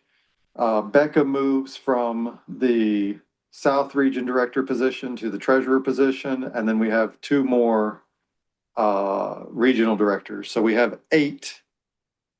Yeah, which should trigger the next. That triggers election. that triggers the other director at large election. Why Nick gets that set up, I think we covered this, but basically if the first election goes through and we have an even number on the board, that triggers the second director at large position to open up. Yep. So we have, so we need to go through and do nominations. Yeah.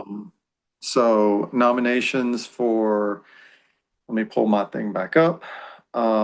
Nominations for the second director at large. Scott Hoyt did not specify DAL 1 or 2, so his willingness to serve letter covers both. So I nominate Scott. I'll second that. Cool beans. And then Darren Alick, he sent a willingness letter specific to the second slot. So I'm gonna nominate him as well. I'll second it. Cool. So then we move on to the. I would like to nominate Dennis. I will second that. I think Dennis has to say that he's willing to serve. Sure. Sure. Okay. Okay. Here we go. Now we got a race. Oh, we got a thing. Okay. Okay. How about you, Nick? No, my wife would murder me. Anybody else to nominate for the second director at large?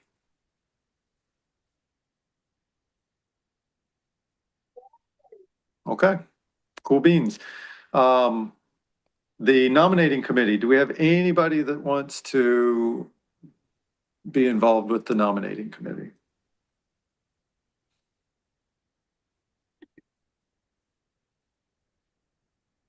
I'll do it. I'll nominate myself. Yay, Nick. Second. I'll second. Okay. Figure I got to do something, right? You're such a slacker. You got to really pick it up. Anybody else for the nominating committee? Okay. There's 2 more open slots, guys. I'm gonna be lonely. All right, I will do it with you. All right. Cool bean. Cool I beans. will second that. Can I nominate Jamie Caesar if she's willing to get on that committee? On Jamie, do it. Sure. Everybody's I doing it. accept. Yeah. All I right. will Second. also second that. I win. Now we're having fun. Now that it's 10:30. Okay, 7:30. anybody else for the nominating committee?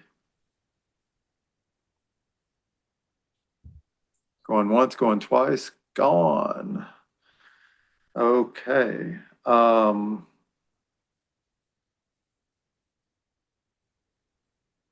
Judges Committee.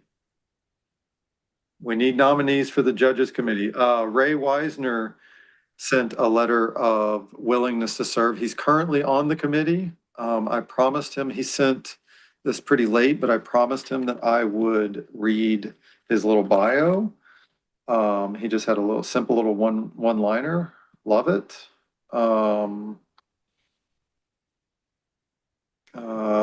He's been involved in dog sports in Schutzen since 1980, titled multiple Malinois and German Shepherds to level 3.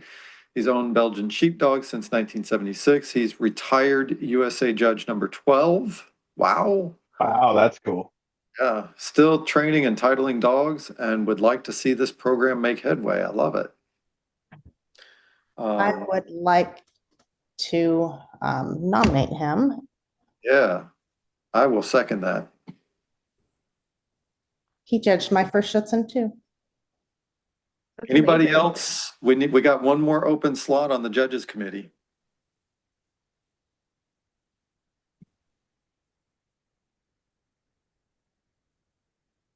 Christina? I'm happy to be on the judges committee. Oh, Dana? I was just going to say that, Christina Hansel. Well, I think it has to be a member at large, not a judge. Not And a judge. Dana and I are judges. So, Well, and that Dana's- spot, I believe, is already filled by Dana. Dana's already in the Judges slot. Correct. So it needs to be a member at large, the second one. So previously it was, the second member at large slot was occupied by Les. So, He's also a judge, though. yeah, so I don't know, like, but if you guys think it needs to be not a judge, then, I mean, I'll do it. I will nominate Nick then. All right, there we go. Second. Yay. Is that it? I think that's it. World Championship, National Events Committee. I will nominate Acacia. She has provided a letter of willingness. Second. Cool. And Jamie also expressed interest. Jamie, are you willing?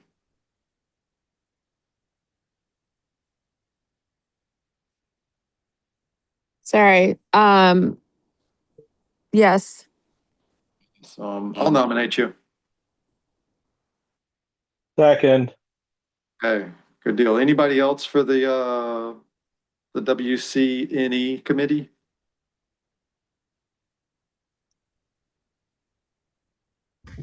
I'd like to nominate Andy Dietz.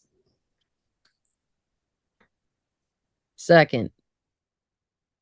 Andy, you willing?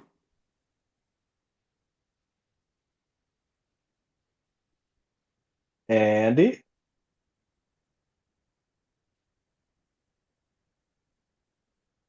Sorry, I was letting a couple of dogs out. I didn't expect to hear my name. Can you repeat it? You are being nominated for the World and National Events Committee. If you're willing, you got to say you're willing.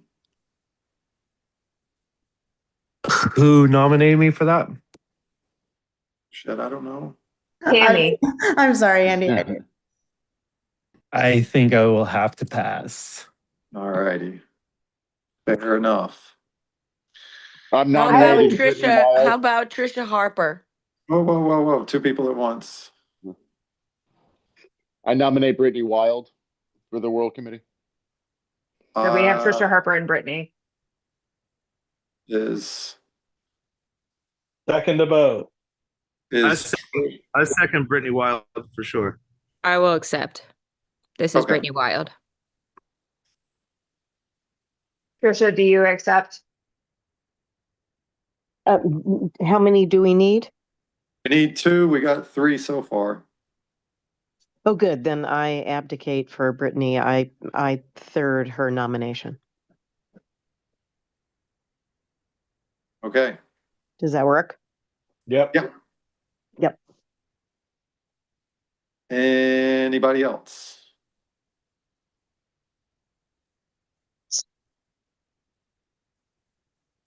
Bueno. All right, let's go. All right, last thing, BOI alternates. Trisha expressed some willingness. Trisha, are you willing? I am willing. All right, I'll nominate Trisha for BOI alternate.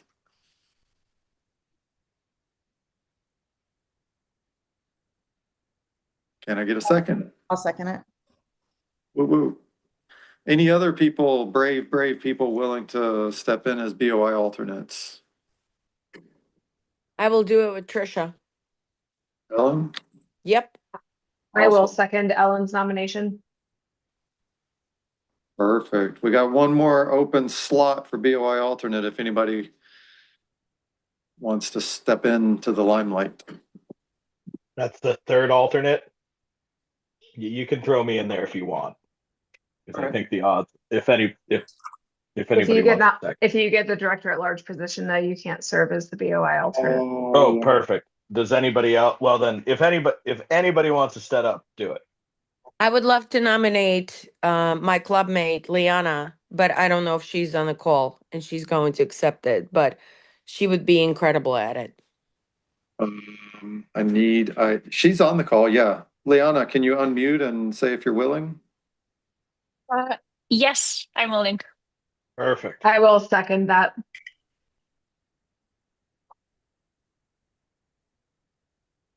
Okay. Anybody else for BOI alternate?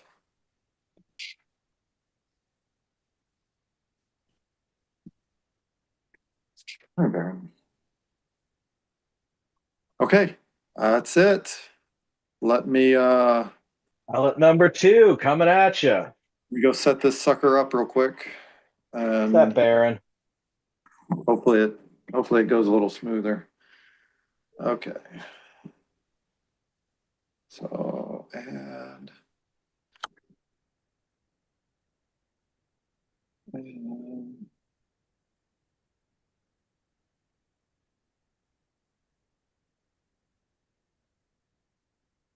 okay. Nominating committee is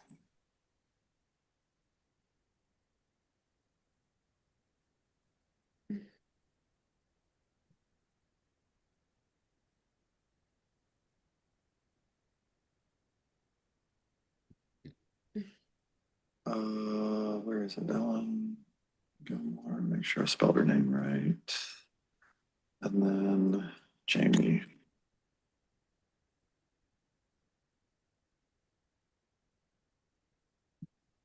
Okay, judges committee is going to be Ray and me.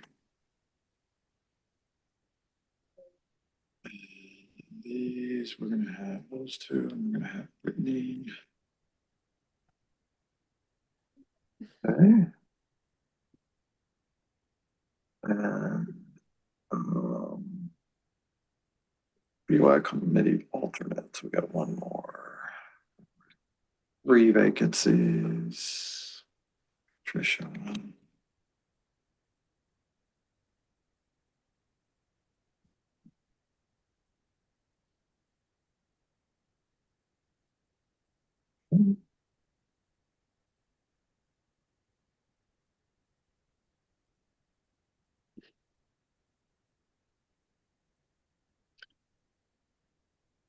Okay.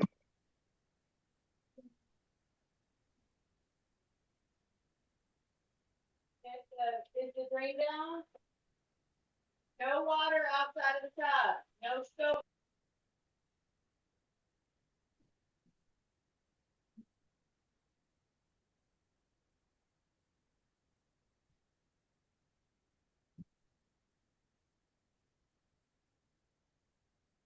Yeah. Okay. Um, let me just double check.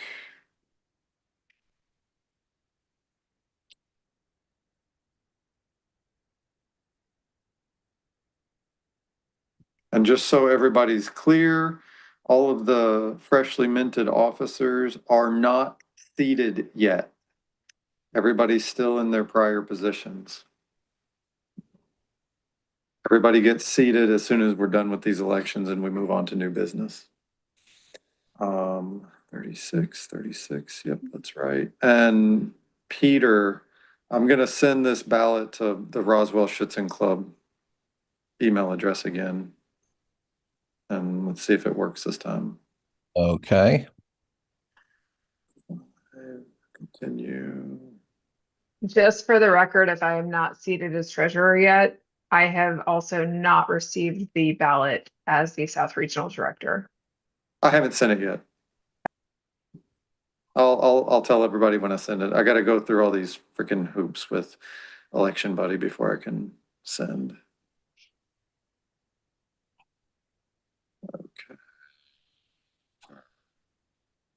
Proceed. What? Oh, why is it doing this?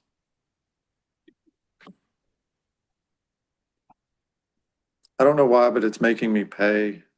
So Becca or Christina, somebody's gonna have to pay me back.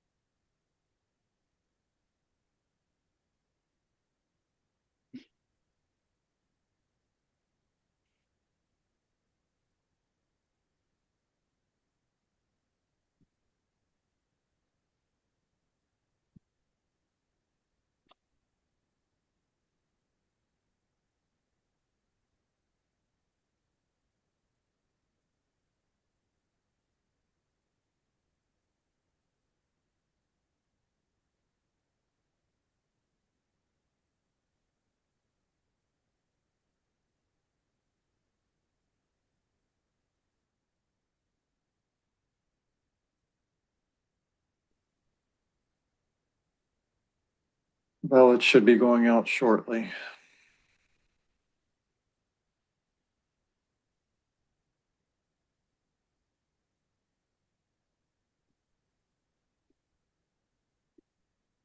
Whoa. Okay, I Yeah, just got just mine. got- yep. So everybody you should have your ballots, I believe.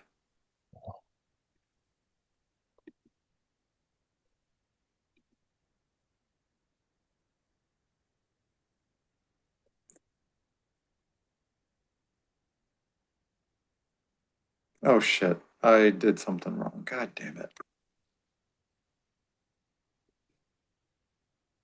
I messed up the director at large ballot.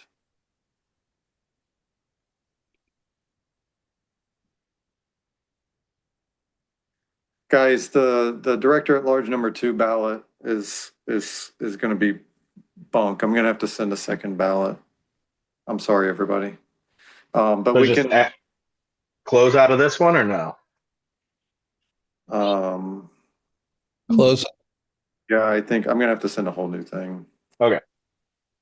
So don't vote on this one. Yeah.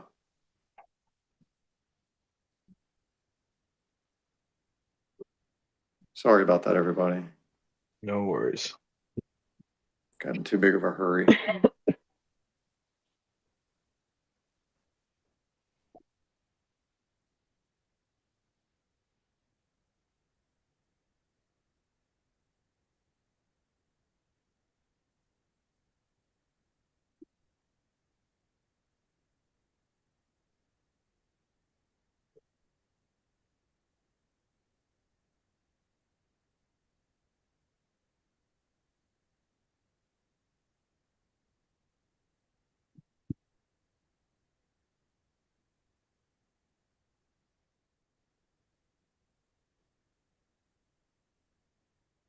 Oh, I see what I did.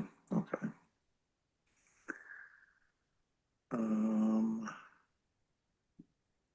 Okay, preview.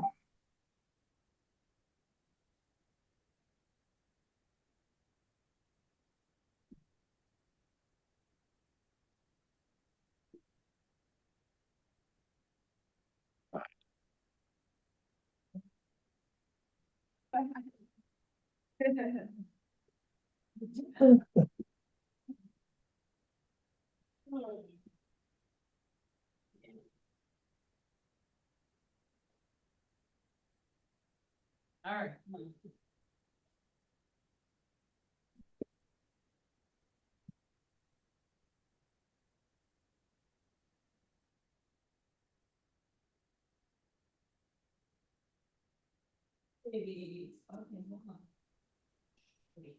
You may have.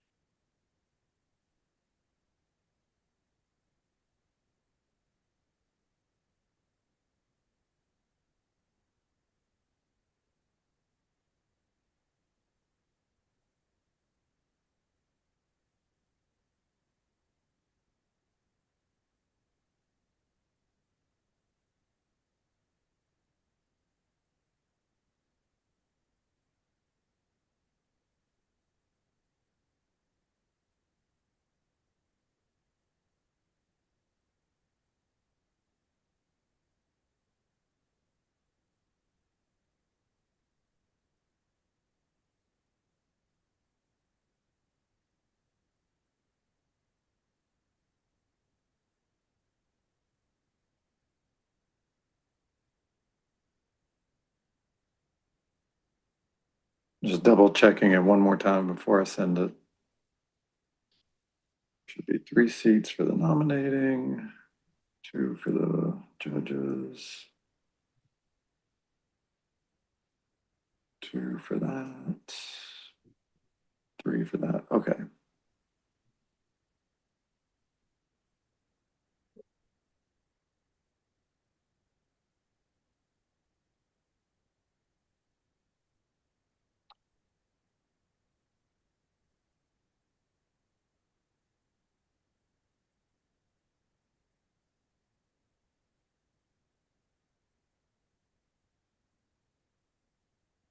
Does Yago need any food or anything? I beg your pardon? Does Yago need any food or anything? No. Bringing you Yago. Anything else? Okay, guys, there's a new one coming. It says it's labeled as ballot number 2, DAL fixed. That's the one, that's the correct one.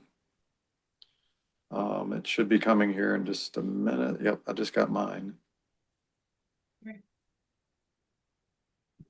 So you guys should be getting them in your inboxes now. Okay. I got it. Okay, German Shepherd coming up.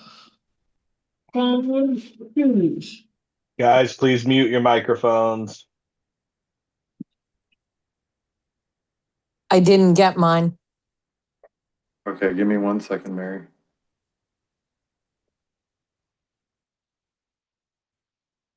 Me neither.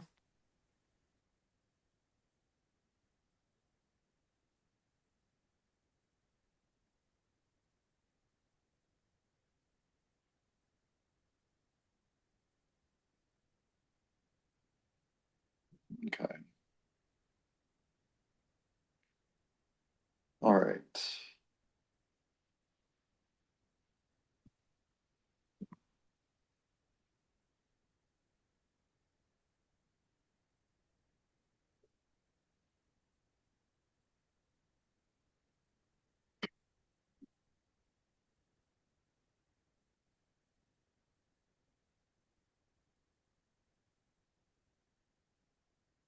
Um,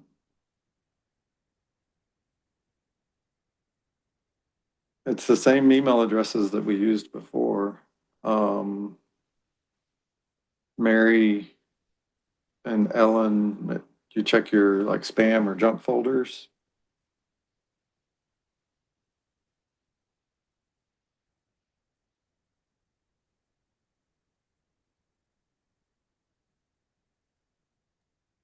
I did. It's not in there. Let's give it a second.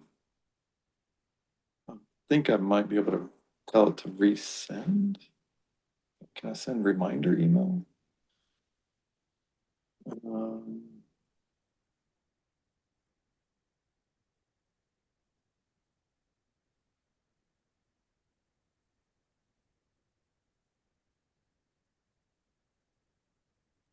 You might just have to give it a minute, Nick. I know that on my iPhone, it came in 2 minutes quicker than my MacBook. Oh, really? Yeah, let's wait just a second. It looks like I have a different way that I can send it to you also, Mary. If like, look, we'll just wait just a second and Okay. Nick, when you make a selection and it appears red, so something is wrong, right? yeah, Okay, correct. so can you only pick one? You cannot pick two? For the director at large or for the, I which position are you looking at? I don't know. I hold on just a sec. There's a little thing at the bottom that tells you 0 of 2 or 0 of 3. Mm, The bottom of each position. okay. Let me try.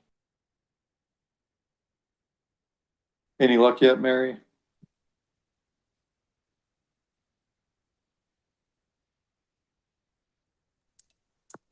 It's empty. Not yet. Okay, let me try this. I'm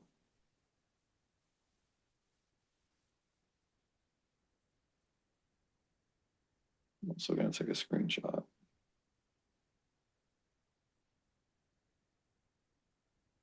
Okay, I told it to send a reminder. The subject should be reminder to vote, I think.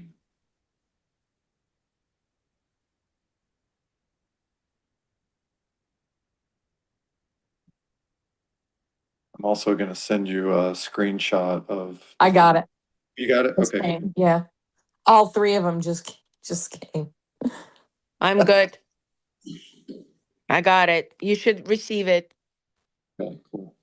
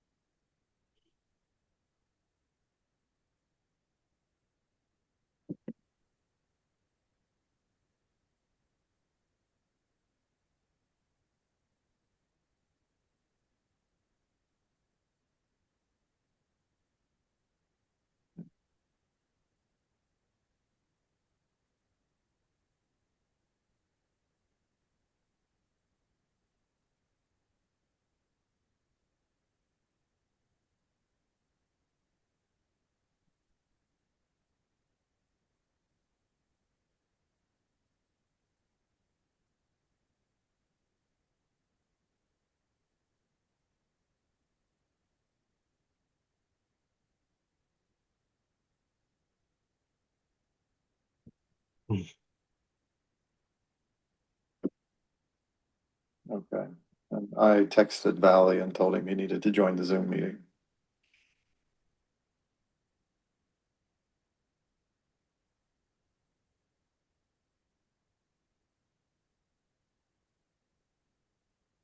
Because we're almost a new business, guys. Ooh.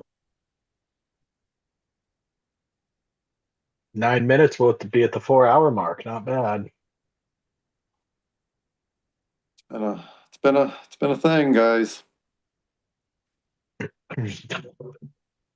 Very excited to see the organization go off in a good direction.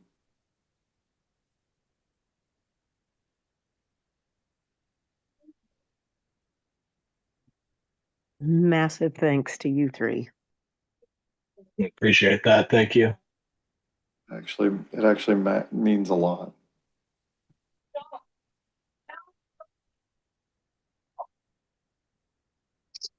Hey,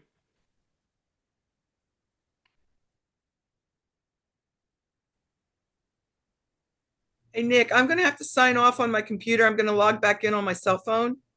Sure. So I can start letting dogs out and stuff. Yeah, So, yeah. if you see me disappear and come back, that's why. No problem.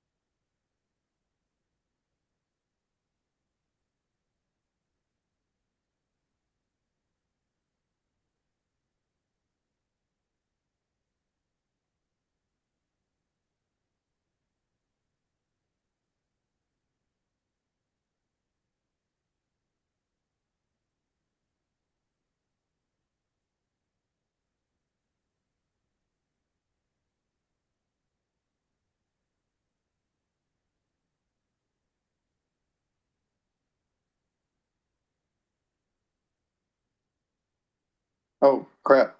That's because Valley doesn't know how to name himself. Valley, is that you that I just let in? Yeah, that's me. Yeah, you need to learn how to name yourself, Mr. Zoom user. Mm-hmm. Here, I'm gonna fix it if I can find you in the list. Congratulations, Mr. President. And thank you.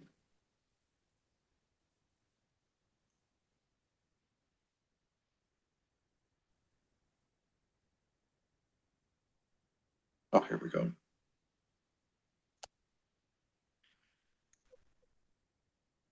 Just gonna name you Valley. That's a good start.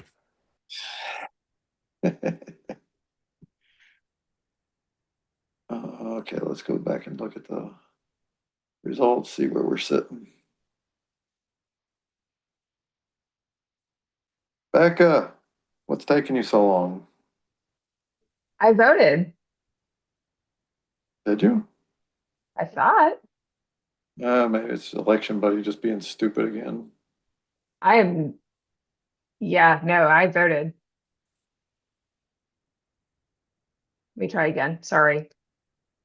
And it says you're open. It's been a long meeting. Been a long 3 months. Okay. Andy, did you vote? Yes. Election buddy doesn't like you, dude.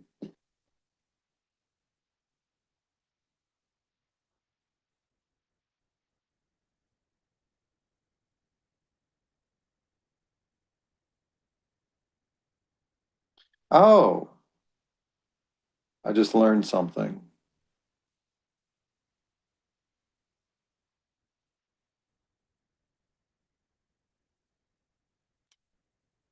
So evidently election buddy lists says the last 3 votes cast show as not voted until the vote is done.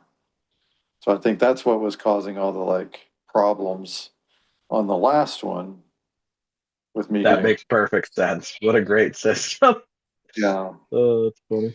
but that doesn't explain why it's 1, 2, 3, because there's more than 3 left. So that doesn't explain why it's saying Andy hasn't voted right now.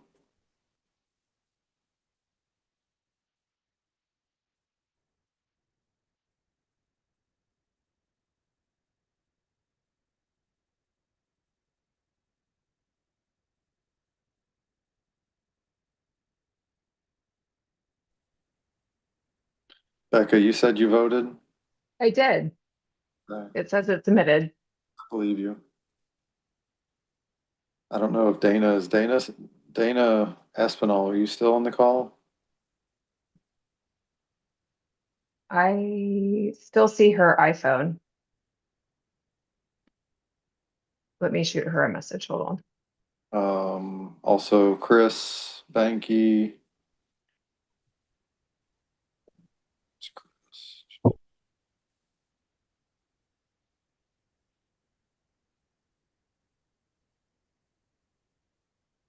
I see Peter's vote. Woo woo. Yeah, no, I got it this time.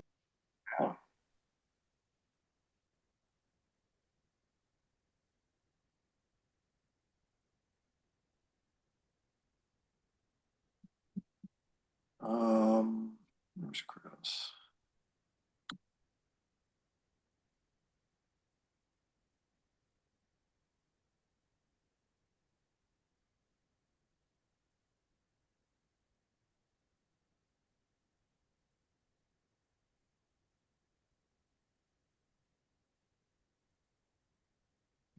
Melissa with Ugly Dog. I don't know if you're still on.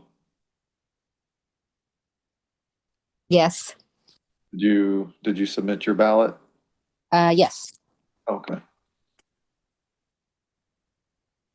1, 2, 3, 6.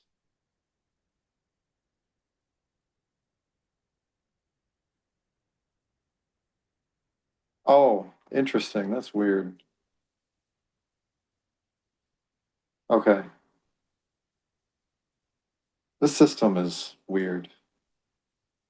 I'm assuming it's an election buddy issue because I just It clicked on is. your link again. Oh, Okay. no, you guys have voted. It's like at the top, it says 33 of 36 have voted.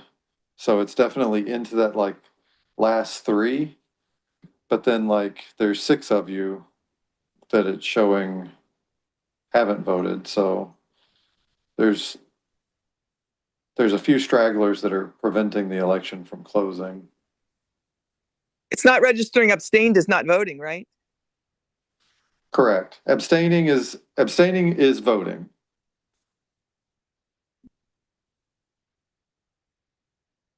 When I say not voted, it means ballot not submitted. We're just going to sit here and wait for a couple of minutes.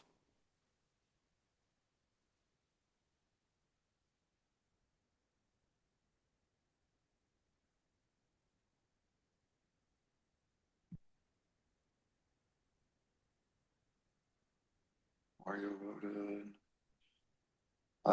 I sent Banky a text. I didn't get a response.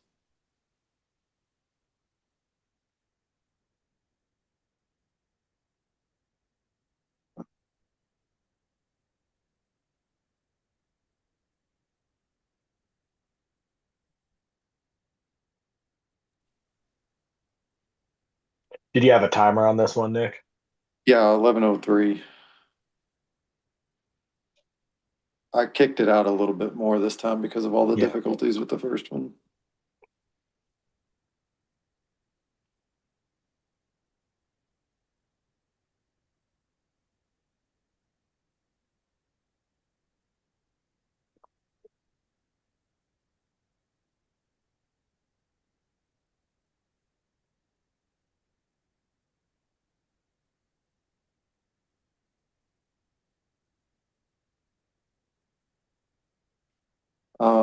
While we're waiting, I'm just gonna throw it out there, guys, as a heads up, while we're waiting the 3 minutes for this to close. There is actually another BOI committee full member slot that's open.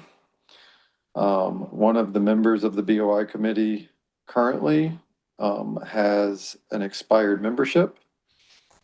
And we told her several days ago that she needed to pay her membership. Otherwise, her membership was going to be considered canceled. And as of this meeting, and she has not paid her membership. So Laura Swanson is no longer on the BOI committee.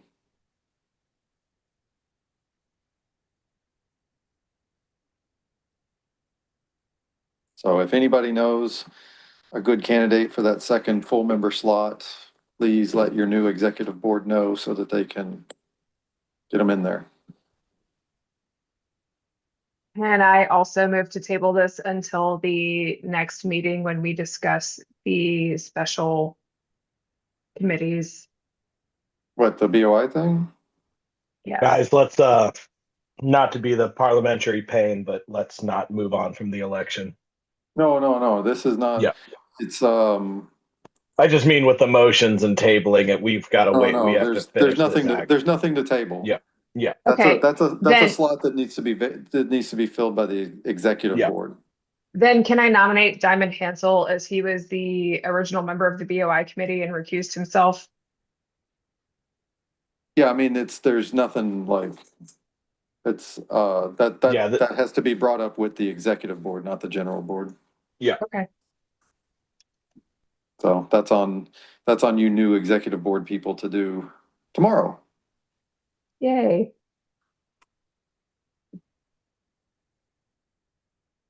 One minute. It should be closing any second now. Let me go back. I'll be hitting this refresh button until it makes me happy. Can I just say I am so proud of how many people are still here moving into hour 4+. That's very impressive, everybody.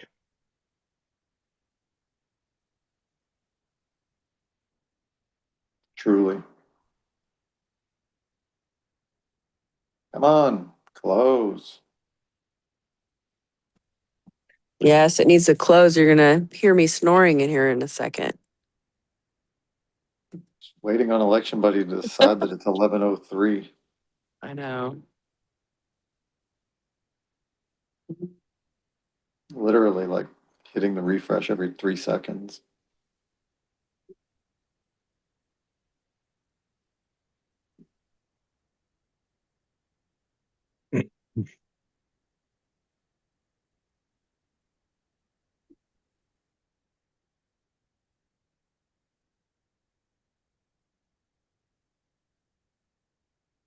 There we go.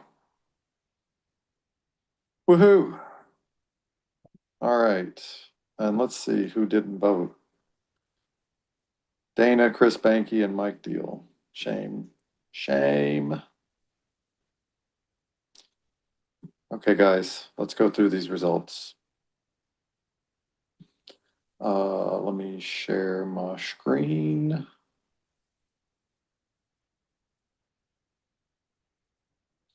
Okay. Director at large position number 2.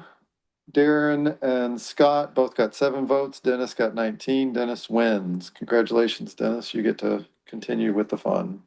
Oh, thanks, buddy. Very proud of you. Nominating committee, it's going to be me, Ellen, and Jamie.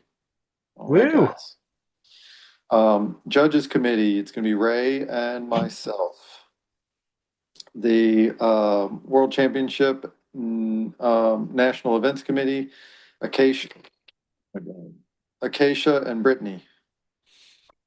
And the BOI committee alternates, Trisha, Ellen, and Liana.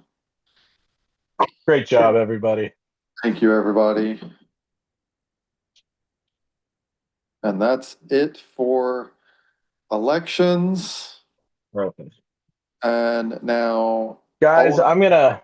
Oh, sorry. Go ahead, Nick. I apologize. Oh, no, I was just gonna say that's it. Your interim board is no more.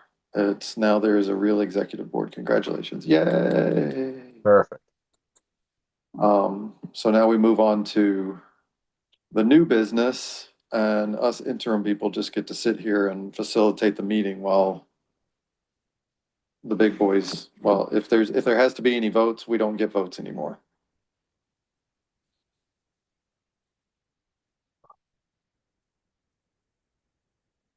So you want to move it on to new business there, Dennis? I thought Val was helming the ship. Sorry. Yeah, that. Dennis, I empower you to continue the meeting. All right, Val. If it's Thanks, possible, because you are more familiar with the agenda. As your director at large, I'd be happy to. Thank you very much.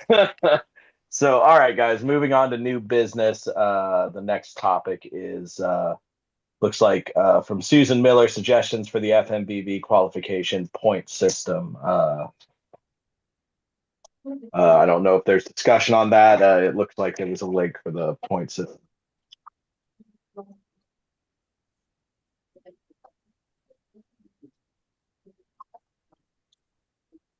Susan, do you want to talk about this?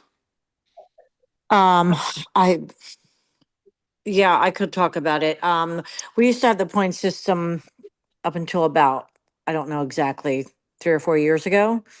And I feel like it's valuable for the members because it bases, right now, the system bases everything on the national. And before in the point system, it was 1 through 4 on the team from the national, and then 5 and 6 were based on points.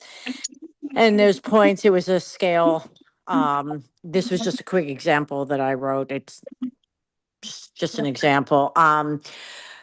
V is worth something and SG is worth something, and it depends on, it's of course worth more points if it's a national or, or international trial or whatever. But the reason I feel it's important for the membership is because, if a dog has one bad trial or if a dog gets hurt, their career is so short when they're really competitive, say, 3 years maybe, that you're basing everything just on the FMVB on one trial. And if somebody has good scores or needs to make up a score or just happens to have one bad trial at the national, then they're done for a whole another year. So that's the way it had been in the past. Like I said, it was changed in the last couple of years, and I feel we should go back to it. There's currently a point system in place, correct? No. I thought, didn't the previous executive board vote one in and their new rules? Unless you guys make changes, as of January 1st, there will be a point system. I don't think it's exactly what Susan's describing. I think it's. No, it's not. It's the top 3, but there is one going to be in place for next year's championship. Yeah, I can't speak to the details, but I'm pretty sure the previous executive board they brought it back. Did something. Yeah, it's on the website. It looks like Christopher Smith just linked it in the chat, actually. Okay, perfect. Oh, there you go. They did bring it back, but it's not, I think Susan really refined it more in terms of giving a little less of the team to the point system, and also weighted some world championship and national event scores heavily. But I would also like to note that what the executive board previously voted in is currently what we will be using for 2026. Because we have not voted to change that. Yeah. So that might be if people want to maybe check the system that's in place on the website, and if they have issues with it. I'm completely unfamiliar with it, to be totally transparent. So then the process for amending that for this coming year, that would I imagine be a proposal to the executive board, or at the very least the National Events Committee. Yep, that makes sense. Might be very well worth doing. I'm sorry, I've not read it. Okay, makes sense. But it may very well need to be refined. Okay. Any other thoughts or comments on that? Okay. Where does that? Oh my gosh, I somehow closed my agenda.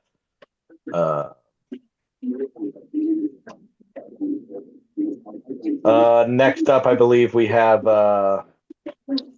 Tammy wanted to talk about disseminating information procedure. Wow, information dissemination procedures to members. I'd like to table that one. Okay. Review of BOI charges and punishments against Tyler Peabody and Dr. Chris Richardson. Oh, sorry. I haven't gotten clarification on whether that was dismissed or not. So It was not. it was not. No, the TRO was specific to Andy and Bridget. So I would like to motion to dismiss against the former BOI committee. Second. Okay, yeah.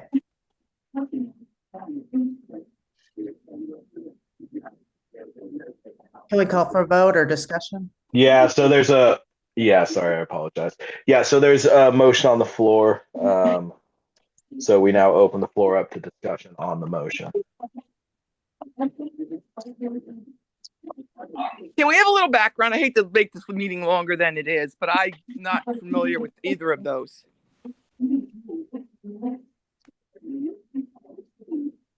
Anybody feel like they're informed enough on that BOI to speak to it? Ooh. I was actually a candidate to be nominated as an alternate, so I might be able to speak to that a little bit.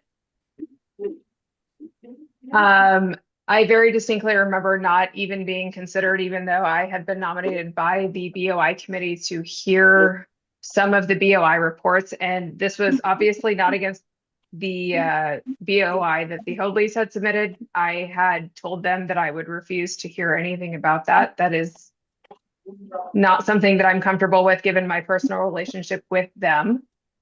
And they did not even hear me as a candidate. They nominated their own. And as such, the BOI committee was removed and told that they were not doing enough in the time limits given. And so the former executive board had launched an investigation into the former BOI committee that had been nominated by the general board. And then that former BOI committee had been dismissed by the former executive board. And that is the extent of my knowledge. I will not say that is everything because I was not on the BOI committee. So I mean, it's not my motion. My first thought is I'm in no position to speak on this. I don't know if it's worth gathering some information and tabling this for a later discussion for the next official executive board meeting or general board meeting. Excuse me. I don't know how people feel about that. Well, has anybody read the BOI? No, I was just say, as the new BOI person, I think I need time to review. So if we could table. I would be okay with tabling this conversation for a later date. Do I need to make an amendment to my motion to table it? What we would just do is we would call for a oh my gosh, we did it earlier. The word is escaping me because I'm tired. The unanimous. We would call for a motion to end discussion and look at the vote through if there was any opposition, and if there's not, we can just table it. If there is, Acclamation. yes, acclamation. Good Lord, thank you. Then Nick's gonna have to take us through a vote again. Because a motion was made and seconded, so there's business on the floor. We can't just move on. So, there's not a unanimous consent option where you just nobody is. There is, yeah. That's We just have acclamation. so okay. So I'll start it. I move to table the discussion until the next appropriate meeting. Is there a second? I will second that. Okay, we will do this vote through acclamation. Is there any opposition? Going once, twice, going 3 times. The motion carries unanimously. This will be tabled till the following appropriate meeting.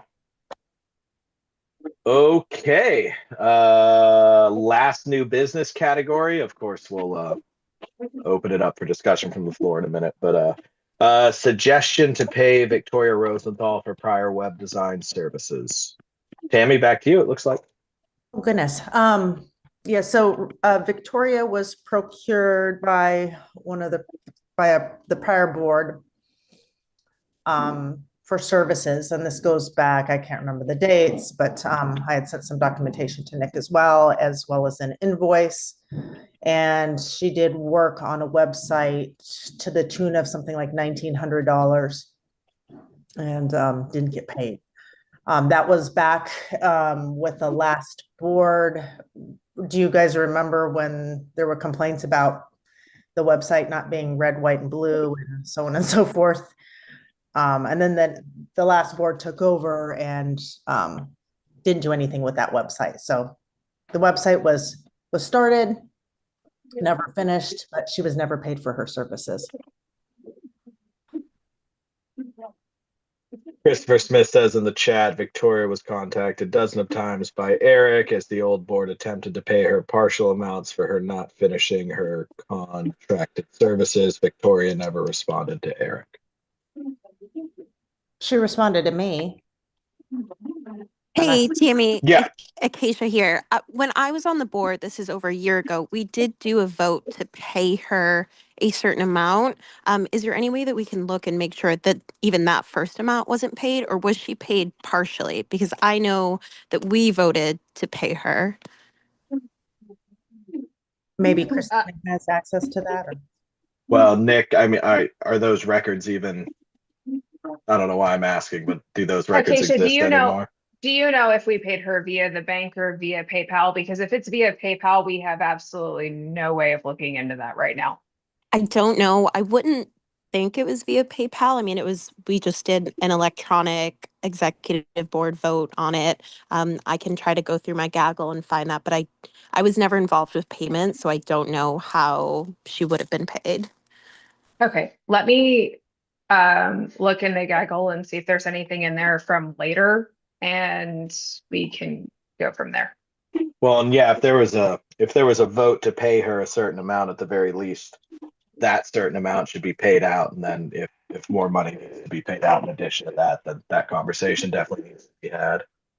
I believe there was a vote to pay up to X amount for her by that board in 2024 or 23. But it was allocating the funds. There wasn't payment made.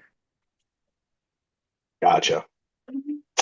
Well, new treasurer. Oh wait, hold on. Chris said something that might. Let me pull it up. She was not paid because the contract required completion of XYZ services, and she did not complete that. Yeah, I think the issue we're talking about is if there was a vote for her to receive a partial payment and that payment was never sent, that needs to be rectified. But it's going to take a little digging, I think, from. So Christina's amazing and super fast moving. Yeah. I currently have read-only access to the bank, and I can confirm that we have never sent any payment to Victoria Rosenthal for anything. Perfect. So does I guess my next question, even I'm just a director at large now, so I'm just talking, but can somebody find the maybe Acacia, can you find the amount the previous executive board voted to partially pay her? Yes, I'm in my gaggle now going through hundreds of emails.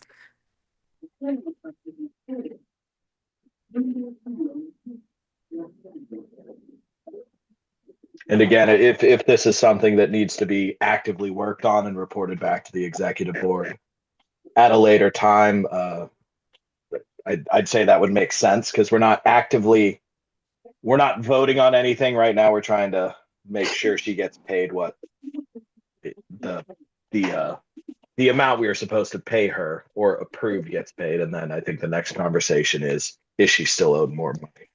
Okay, so Chris's chat comment says she was not paid because the contract required completion of XYZ services and she did not complete that. Having been in the gaggle, I have not seen a contract with Victoria at all. So if someone could please provide us that contract, that would be amazing. And two, if Victoria could provide us an invoice for the services she has provided us year to date, both have that been, would I've also forwarded. very much help with determining what she is actually owed from AWMA. Yeah, so I forwarded the invoice to Nick before the meeting, but it was really close to the meeting, so he was probably pretty tied up. So maybe we can take it and pursue this next coming week. Okay, perfect. Thank you, Tammy. Okay, any other thoughts, discussion on that, or is that a report back to the executive board with your findings here in the next couple days? As the newly elected treasurer, I would like to table this conversation and I would like to move it to the executive board once we actually have that set up. And Christopher Smith, I will do my best to look for those gaggle files, but I am already in gaggle as the South Regional Director. and they were not there. Yeah, well, a ton of stuff got deleted out of Gaggle, so not shocking. Okay, so there's a motion to. I'm sorry, my brain's getting loopy. Did we have a motion on the floor as in regards to Victoria? I motioned to table. I mean, second prior that to mo- that, was there a motion to pay her, or were we just talking? I've forgotten. I believe It we was were just, just it was just brought up as a point of. Okay, yeah, just a point of thought. Cool. Yeah, so perfect. Second to the motion to table. I second it. Great. Brad. Let's do this the same way. Is there any opposition to tabling it and moving it to the executive board's purview? Going once, going twice. Perfect. Tabled, and we are moving on. Susan, I saw a question pop up in the chat. Yeah, I believe the point system is in place for the 2026 team, but I'm like 90% sure about that. So I No, apologize 100 if I'm wrong. It is 100% certain in 100% place. sure. Okay, got it. Cool. 2026 National Championship. Who wants to talk about that? Is anybody on here from the club hosting it? Can I make a motion to table the 2026 national discussion until the new executive board has their hands around everything that is going on? Yeah, I think that's great. Let's just, I mean, if nobody's here to talk on it, we can just move on. Dennis, really quick, I would just say if anyone does have bids, please send that to the World Championship National Events Committee now that we have members.